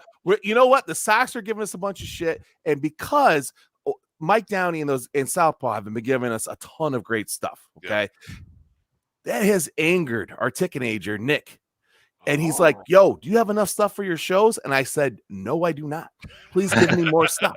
So now I'm going to get double dipping. It's the 108th podcast. Yep. Goose always brings stuff. We got that going. I'll bring some hats. I'll bring some large and extra large shirts for some of you fucks that haven't bought them. And then we'll get there. This will be a fun fucking event. So it'll be good. Well, maybe, hey, come by. We'll have a fun time. Stay and watch the game for a little bit. Drink some Goose Island. It's all good. And we will beat the Rockies by 140 runs that night. I don't think it's the Or Rockies. is the Rockies? A's. I keep saying the Rockies because The game starts at like 8:45. It's the 8:40 time thing that keeps throwing me off. It's the Oakland Athletics. Fuck the A's too. We'll beat them. They have an Better elephant. team, slightly better team. A little un poquito. MC right. Hammer used to work for him. That's right. I'm a obviously ball boy. drunk. Hey, But you know what time it is, guys? drink that Sun Crusher. That's what time It's it is. almost that time. Get there. It's time for last call. Love All right. We don't have a last call graphic. Fuck that up today. I'm sorry. We need one. I gotta write that down. Need a last call graphic. You're gonna make it tomorrow. We're not gonna do Here we last go. call again for 6 months. Yep, true. That is probably true. So I'm gonna start tonight. You start. I love it. So I was talking to Mad Max the other day. So every once in a while I talk a little music with Mad Max, and we were talking. We were actually talking about Joe Jackson because I was listening to. I don't know if you guys listen to Joe Jackson much, but he's in the 80s, pretty big. But he did this album called Joe Jackson's Jump and Jive, and he did all these like jazz covers from back in the day, like these old tracks. And so I was listening to it, and then Spotify was like, you probably want to listen to this album. And he did like a Duke Ellington album. I had no idea. And so I sent it over to Mad Max, and he's like, hey, you know what I've been listening to is a bunch of Charlie Watts' side projects. But he did like tons of jazz stuff. And so Mad Max is way into jazz. In MSS, I said jazz with an A. Don't be gross. Allegedly. I get it. And so You're the one that's into the other. it's so what I was thinking about though was, who are some of your favorite side project bands, right? I'm a big fan of a band called the Bronx, and they have like a band that's a side project of theirs called Mariachi El Bronx, and they do like mariachi style music, right? Which I really enjoy. But I think probably like one of my favorite side projects of all time is the I love Soundgarden, and Matt Cameron has a band called the Wellwater Conspiracy, and I love this band. It's more like a 60s psychedelic type thing. It's very far away from Soundgarden, but they put out a few albums. I love every single one of them, and so I'm wondering, you guys, what's a side project that you were like way into, like you were just like, oh man, I almost like this better than the original band, that kind of thing. Oh, you guys are. I didn't mean to. I didn't mean to stump you It's guys. extremely tough. I mean, like I was trying to think, like the grunge bands would get together on shit. Like Mad Season was kind of fun for a minute, but I don't know that I was that kind of deep into that. Like I don't know if I was getting kind of fucking way into it. And then I don't know what you consider kind of side projects. Like in the hip hop world, people collaborate with other people. But it's not necessarily a side project. Like what they do in the hip hop world, or at least the like 90s hip hop, when I was listening a lot, is they do like the shit we do in Sox Twitter, where everyone, you go on each other's thing, and they're gonna spit on our thing, and we'll spit on their thing. So like you would hear Tupac show up in MC Breed's song "Gotta Get Mine," which is one of my favorite songs that I out there at all. It's like, oh yeah, and he came and joined for just this one song. But those aren't like full like, oh, in my day I'm gonna do that. I guess maybe one of it could be like like Maynard from Tool. Just he has the multiple bands, like because and I had listened to a podcast with him. He's just like, yeah, the musicians in Tool, it just takes them a lot longer in the creative process, So I'm gonna be I forget what the other band is. We've seen Perfect Circle's one Perfect, of them. Yeah. A Perfect Circle, yeah. It was like that's like his side project almost, but it's only kind of him and then a whole another set of band, but it is still like his side project. So I guess I sample more than anything else. I kind of sample some of these things.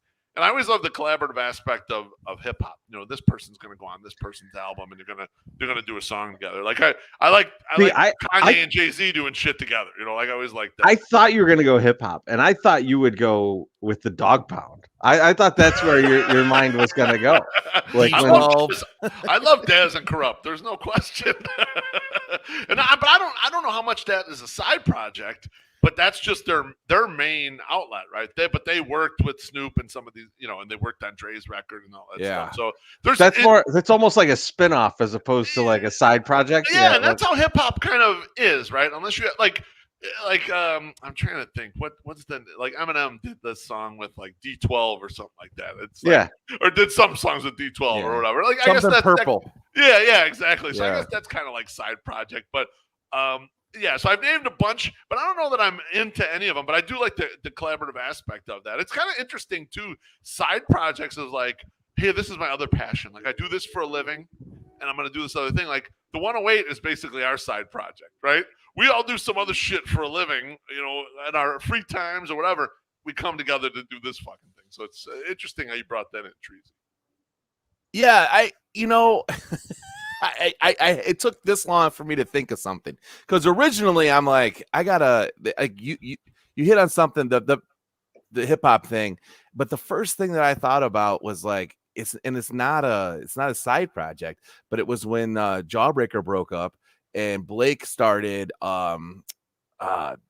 fucking motherfucker, Jessa Brazil, and like he rattled off like 3 fucking just incredible albums, just incredible. And it was a guy from Sunday Day Real Estate was in that with him, another guy from Texas Is the Reason, like all these different bands that came together. But it wasn't a side project because Jawbreaker was broken up and then they got back together. So technically, I guess you could say it became a side project after the fact, but while it was going on, it wasn't. And then I was thinking hip hop, and I just remember seeing when Good Music was the thing, and you had Pusha T, and then like they did this cypher thing like right before like the BET Music Awards, where it was like Common and Kanye and Pusha T and like everybody just rapping freestyle while like oh shit, the big DJ guy from he's on the big radio in New York. Anyway, doesn't matter. He used to spin at DJ. He's a big DJ. Everyone knows him. If I could just remember his name, it would be Kid awesome. Capri. No, he's like an old school guy, classic guy. But anyway, that's also not a thing because they were never a band. It was just a one-off thing. But it got me to where I needed to be, and probably my favorite side project. In all honesty, my favorite side project by far is Me First and the Gimme Gimmes. Because I love them so much more than I love NoFX. I love them more than half of the other bands that these guys are in. I don't care for them, but when they get in, they fucking rip covers like that. That shit is awesome, and it is so much fun to see that show. I saw them at the Troubadour. I saw them at other little places. I don't know if you guys know, I used to live out west, so I saw them in a lot of these small clubs out west, and they fucking rocked every fucking time. So yes. It was that's probably my favorite side project band. And if you have never heard of them, please go out and listen to the Me First and the Gimme Gimmes. Oh my God. I love them. And yeah, it's what is it? It's NoFX, No Use for a Name. It's a whole bunch of different bands in there. And it's a bunch of really good punk musicians doing covers of literally everything. Well, like, Fat Mike is in MXPX. Is it MXPX guy too, or no? Fat Mike is in NoFX, right? Fat Mike is in NoFX. NoFX, that's right. Yeah. So. But the Me First and the Gimme Gimmes. I remember getting was it Punkorama Volume 2 back in the day. This is showing my age, but like I remember picking that up, and it was they did Only the Good Die Young by Billy Joel on that, and it is to this day a track that I will go back and listen to because it's so damn good. They played a bar mitzvah and recorded it. They like recorded this at a bar mitzvah, and they were like, we have hundreds and hundreds, or we have tens and tens of fans around the world. And like, yes, we have tens of maybe 100 fans around the world. And like, their jokes between things are great. Like the first tour I saw them on was Love Their Country. And I do not like country music, although I am from the country. I fucking hate it. And they ripped so many good covers, just great versions of country songs. And that, honestly, my wife loves country, and she listened to that album and she liked it. So like, I mean, both sides even liked it. You hate it, but then you also like it. So yeah, me first in the gimme gimmes. I love it. Those are some great answers, guys. Man, I was surprised that it was tough.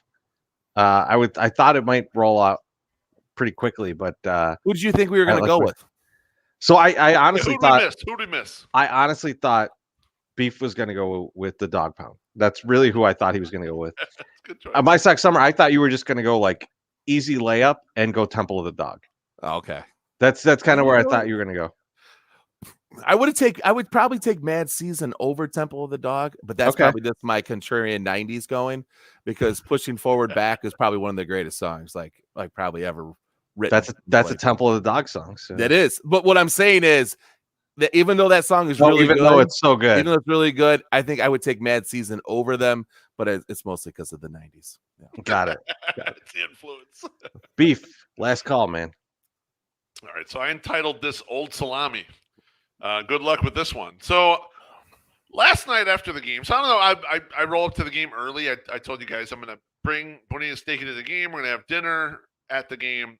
I chose to drink my dinner at the game. Bonita Steaky did eat some stuff or whatever. We bring home a White Sox winner. Come home at night. I'm digging through the fridge. I'm like, I'm going to get something to eat right now. And I find a package of salami in there in the meat tray or whatever. And I pull it out. And I get some bread and everything. I'm having a little salami and bread. And I'm opening it up. And Bonita's looking at me and she's like, I don't know. I've never seen that salami. So I look at the expiration date, and the expiration date on the salami is August 13th, which is several weeks before right now. That's the expiration date. And I open it up and I give it a big smell. And I'm like, it's fine, And she's looking at me like, what are you doing? And it made me think one of my wife's best friends from home, her husband, who I get along with great, and I actually saw him last time we were back in Des Moines. We had a great time, go out to dinner and everything. He's a total gas. He's originally from Vietnam. And he always would tell me, like, don't worry about the expiration. You can fucking eat stuff way past the expiration date, right? He's like, we do this shit all the time back home, whatever. We don't worry about that shit. And so I thought, if I smell it, that's probably fine, no big deal. And so I was thinking about you guys, and I wanted to figure out with you, this was like 18, 20 days past the expiration date. How far past the expiration date are you willing to eat something? And let me preface this with two things. MSS, I don't want to hear no pussy shit about IPAs, all right? If they're one day too old, you're not going to drink them. You shut up. And also, just to let you know that my palate is defined. Before I grabbed this salami, there was a tray of something that looked like cauliflower, but I wasn't sure if it was cauliflower, and I chose not to eat it. Okay, so I'm discerning here with the 2.5 weeks past expiration date salami. So let me touch on something really quickly, just because of your story. Okay. This past weekend, you guys did the Sunday soak, and I couldn't make it, but I was pulling the controls and I was watching it. Yeah. And My Sock Summer brought up the fucking Homer Simpson eating the old sub for like weeks, and it's like turning purple, and it keeps getting him sick. And like, I'm so glad that you brought this up as your last call so that I could just mention that. Because My Sock Summer, I was like, oh, I wish I were in the tub right now. We could be talking about this. I was so excited to hear you reference that.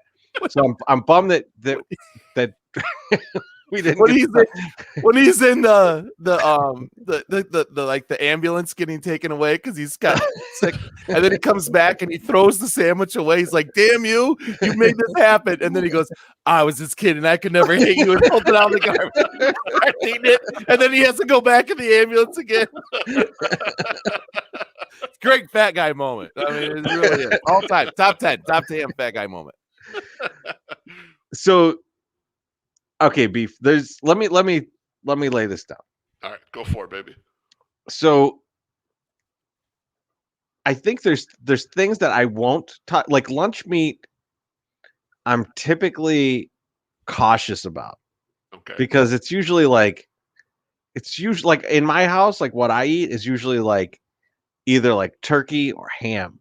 Okay. And so like pork and turkey past the expiration date gets iffy. And so I'm a little more hesitant on that. But then there's other shit where I don't care. Like if I had like pizza in the fridge that's like a week old, which you're not supposed to eat it at that point, I'll eat that. I'm housing it. I'm definitely housing that. Me too. Me too. Won't Now, stop me, baby. When you get your meats, sure easy. Yeah. Are you a deli guy? Or are you like processed like ones? See, it's usually the processed stuff, which means Okay. it should last forever. Right. Like, so there's more preservatives. So Yeah. like you can keep it a little bit longer because the deli, you don't want to eat much mass a week usually because it's cut off the big Right. thing and it's Right. not as much preservatives. So yeah, no, I think you got a good barometer there. I know Shane is in there and he knows a lot about meat. And he said it's all about the smell. Yeah, Shane's with me. He's like, go ahead, eat that shit, man. Go I've ahead. definitely smelled some questionable shit though. And I'm like, I don't know. And it's not even on the date isn't even, it's not even expired. And I've smelled some stuff and I was like, this just doesn't seem right at all. I got to throw it away. Like, it's just gross. And then I had some chicken the other day where it had definitely been put on something like the packaging because the packaging reeked. And I was very concerned about the packaging. But when I got the chicken breasts out, it smelled fine. There was no smell. So I was like, okay, it was just the packaging because I could smell it on the packaging. I mean, it smelled like death. Like I was like, I almost threw this shit away immediately, but I was like, I'm going to give it the benefit of the doubt. Like I froze that shit too because I was like, well, if it's something in there, I'll kill it right now by freezing it. But I don't know. So anyway, yeah, I like milk, any milk product I won't eat. Like past expiration date usually, unless it's like a couple days, maybe like a couple days. I would say like on milk products, it's probably three days because I don't want to eat that. Like because I know where it happens there. You eat bad milk and then you're like you got a cleanse going, and I don't want the bad milk cleanse. Like this is not good. So do you guys want to hear gross stuff? I can tell you gross stuff. Yeah, go for it, man. So this is probably, I don't know. This was during the pandemic. You know those little Hawaiian rolls? Yeah. They're good. Those things get fucked up real fast. Right? Yeah, because they're fresh. And so we had some, and like I forgot what we made, but I was like, I like popped one open, put some meat inside that we had just made, and I took a huge fucking bite out of it. I was like, that tastes weird, and I fucking turned the thing over, and there was like more mold than a fucking science project. And I'm like, I just ate a lot of that. I just ate a good amount of that. That's okay. That's where penicillin comes from. You're fine. Don't worry about it. Hey, you know what? Look at me. Hurt, I am fine. I look great. I look great. You know what else goes quick and it's bread too is it's Toronto, because Toronto doesn't put a lot of preservatives in their shit. Yeah. So sometimes I can't even get through one of those big Italian loaves to like the end, and it's already green. And I'm like, fuck, man, now the birds got to eat bad bread, you know? So that's what I do. Give it right to the fucking ducks. This was a little more than a year ago. My wife was out of town for something, and so like usually I get seafood when my wife's out of town. So like salmon or tilapia or something, and I'll just make it at home. Oh, and so I got some stuff. I put it in the freezer, and I forgot about the thing of salmon. Yeah. And so then like 6 months later, she was out of town, and I was like, oh shit, I got some salmon in here. I ate that. That's like 6-month-old fish. Now I think freezing it, you're good. Fine. Yes, you're good. Yeah. But like 6-month-olds, like aged salmon doesn't seem like something that should be on the menu. But you know, it's not aged, delicious. It's frozen. Delicious. It's fine. It's frozen in time, like Ted Williams' head.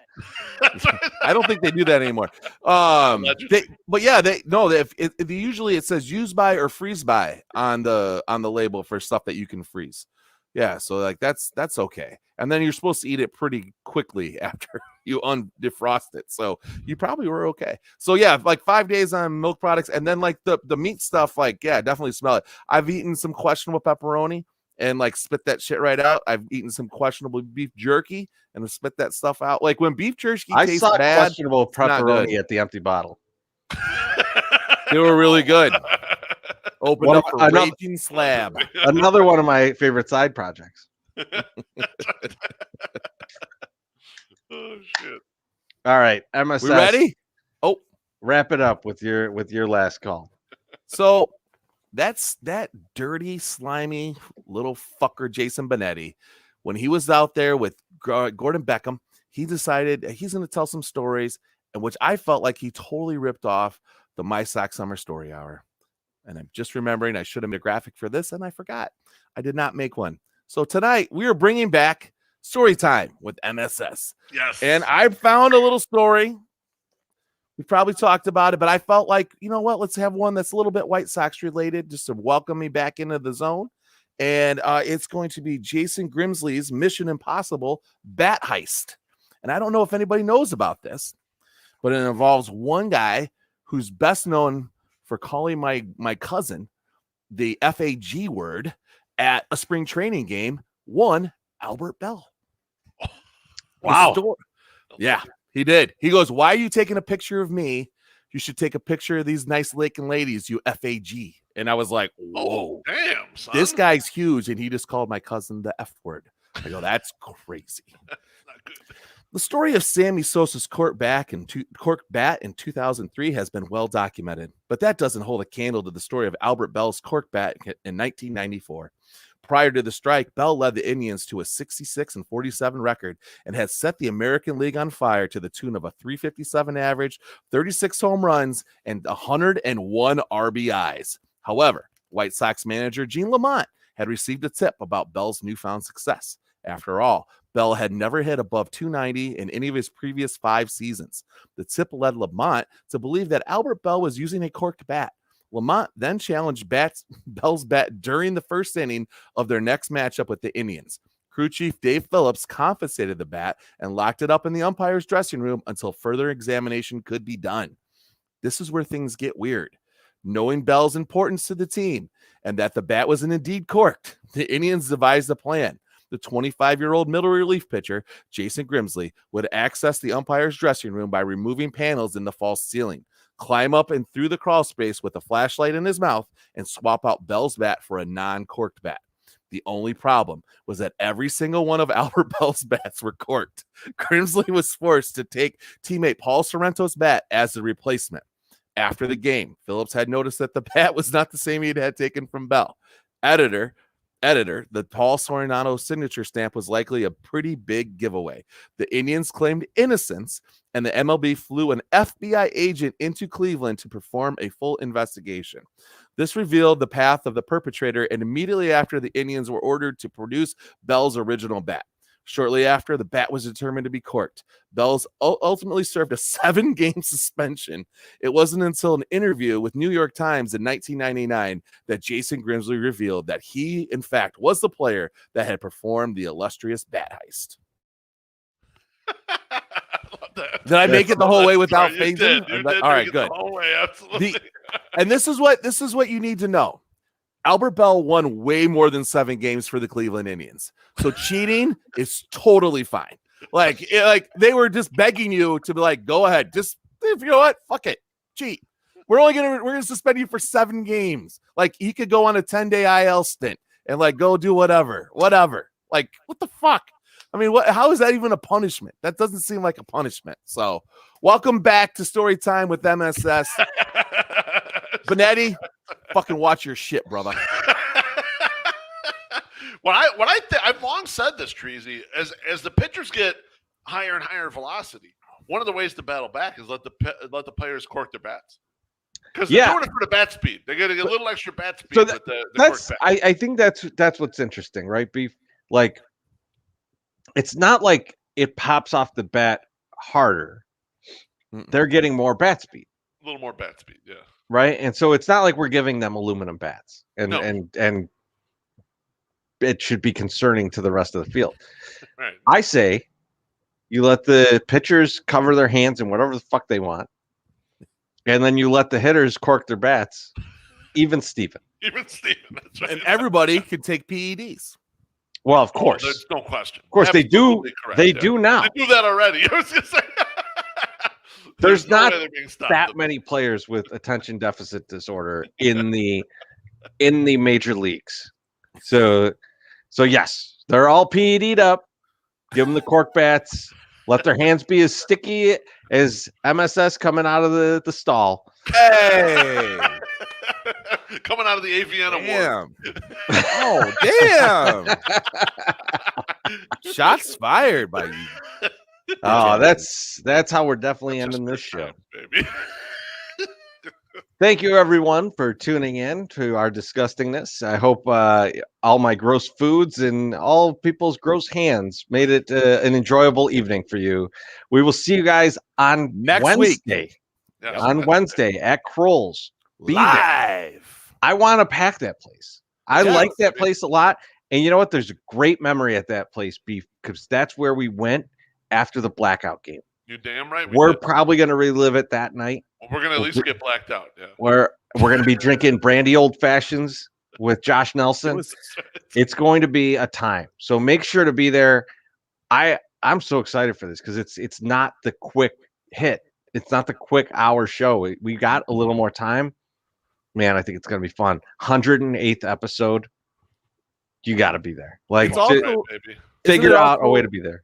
It's also where we talked to Josh Nelson about doing these live remotes during a away Yeah. game. So I mean, we've kind of been doing this. All right, Shane's in. He's gonna bring the entire scorecast. So get ready.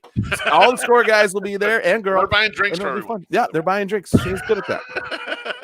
I will buy Shane a brandy old fashioned if he makes it there. I would be happy to do that. I'll buy him And, multiple Goose Islands too. Yes. I mean, obviously we're gonna have a lot of Goose Islands then. There's no question. All right, thanks everyone. We will talk to you soon. See you on Wednesday. Cheers. Peace.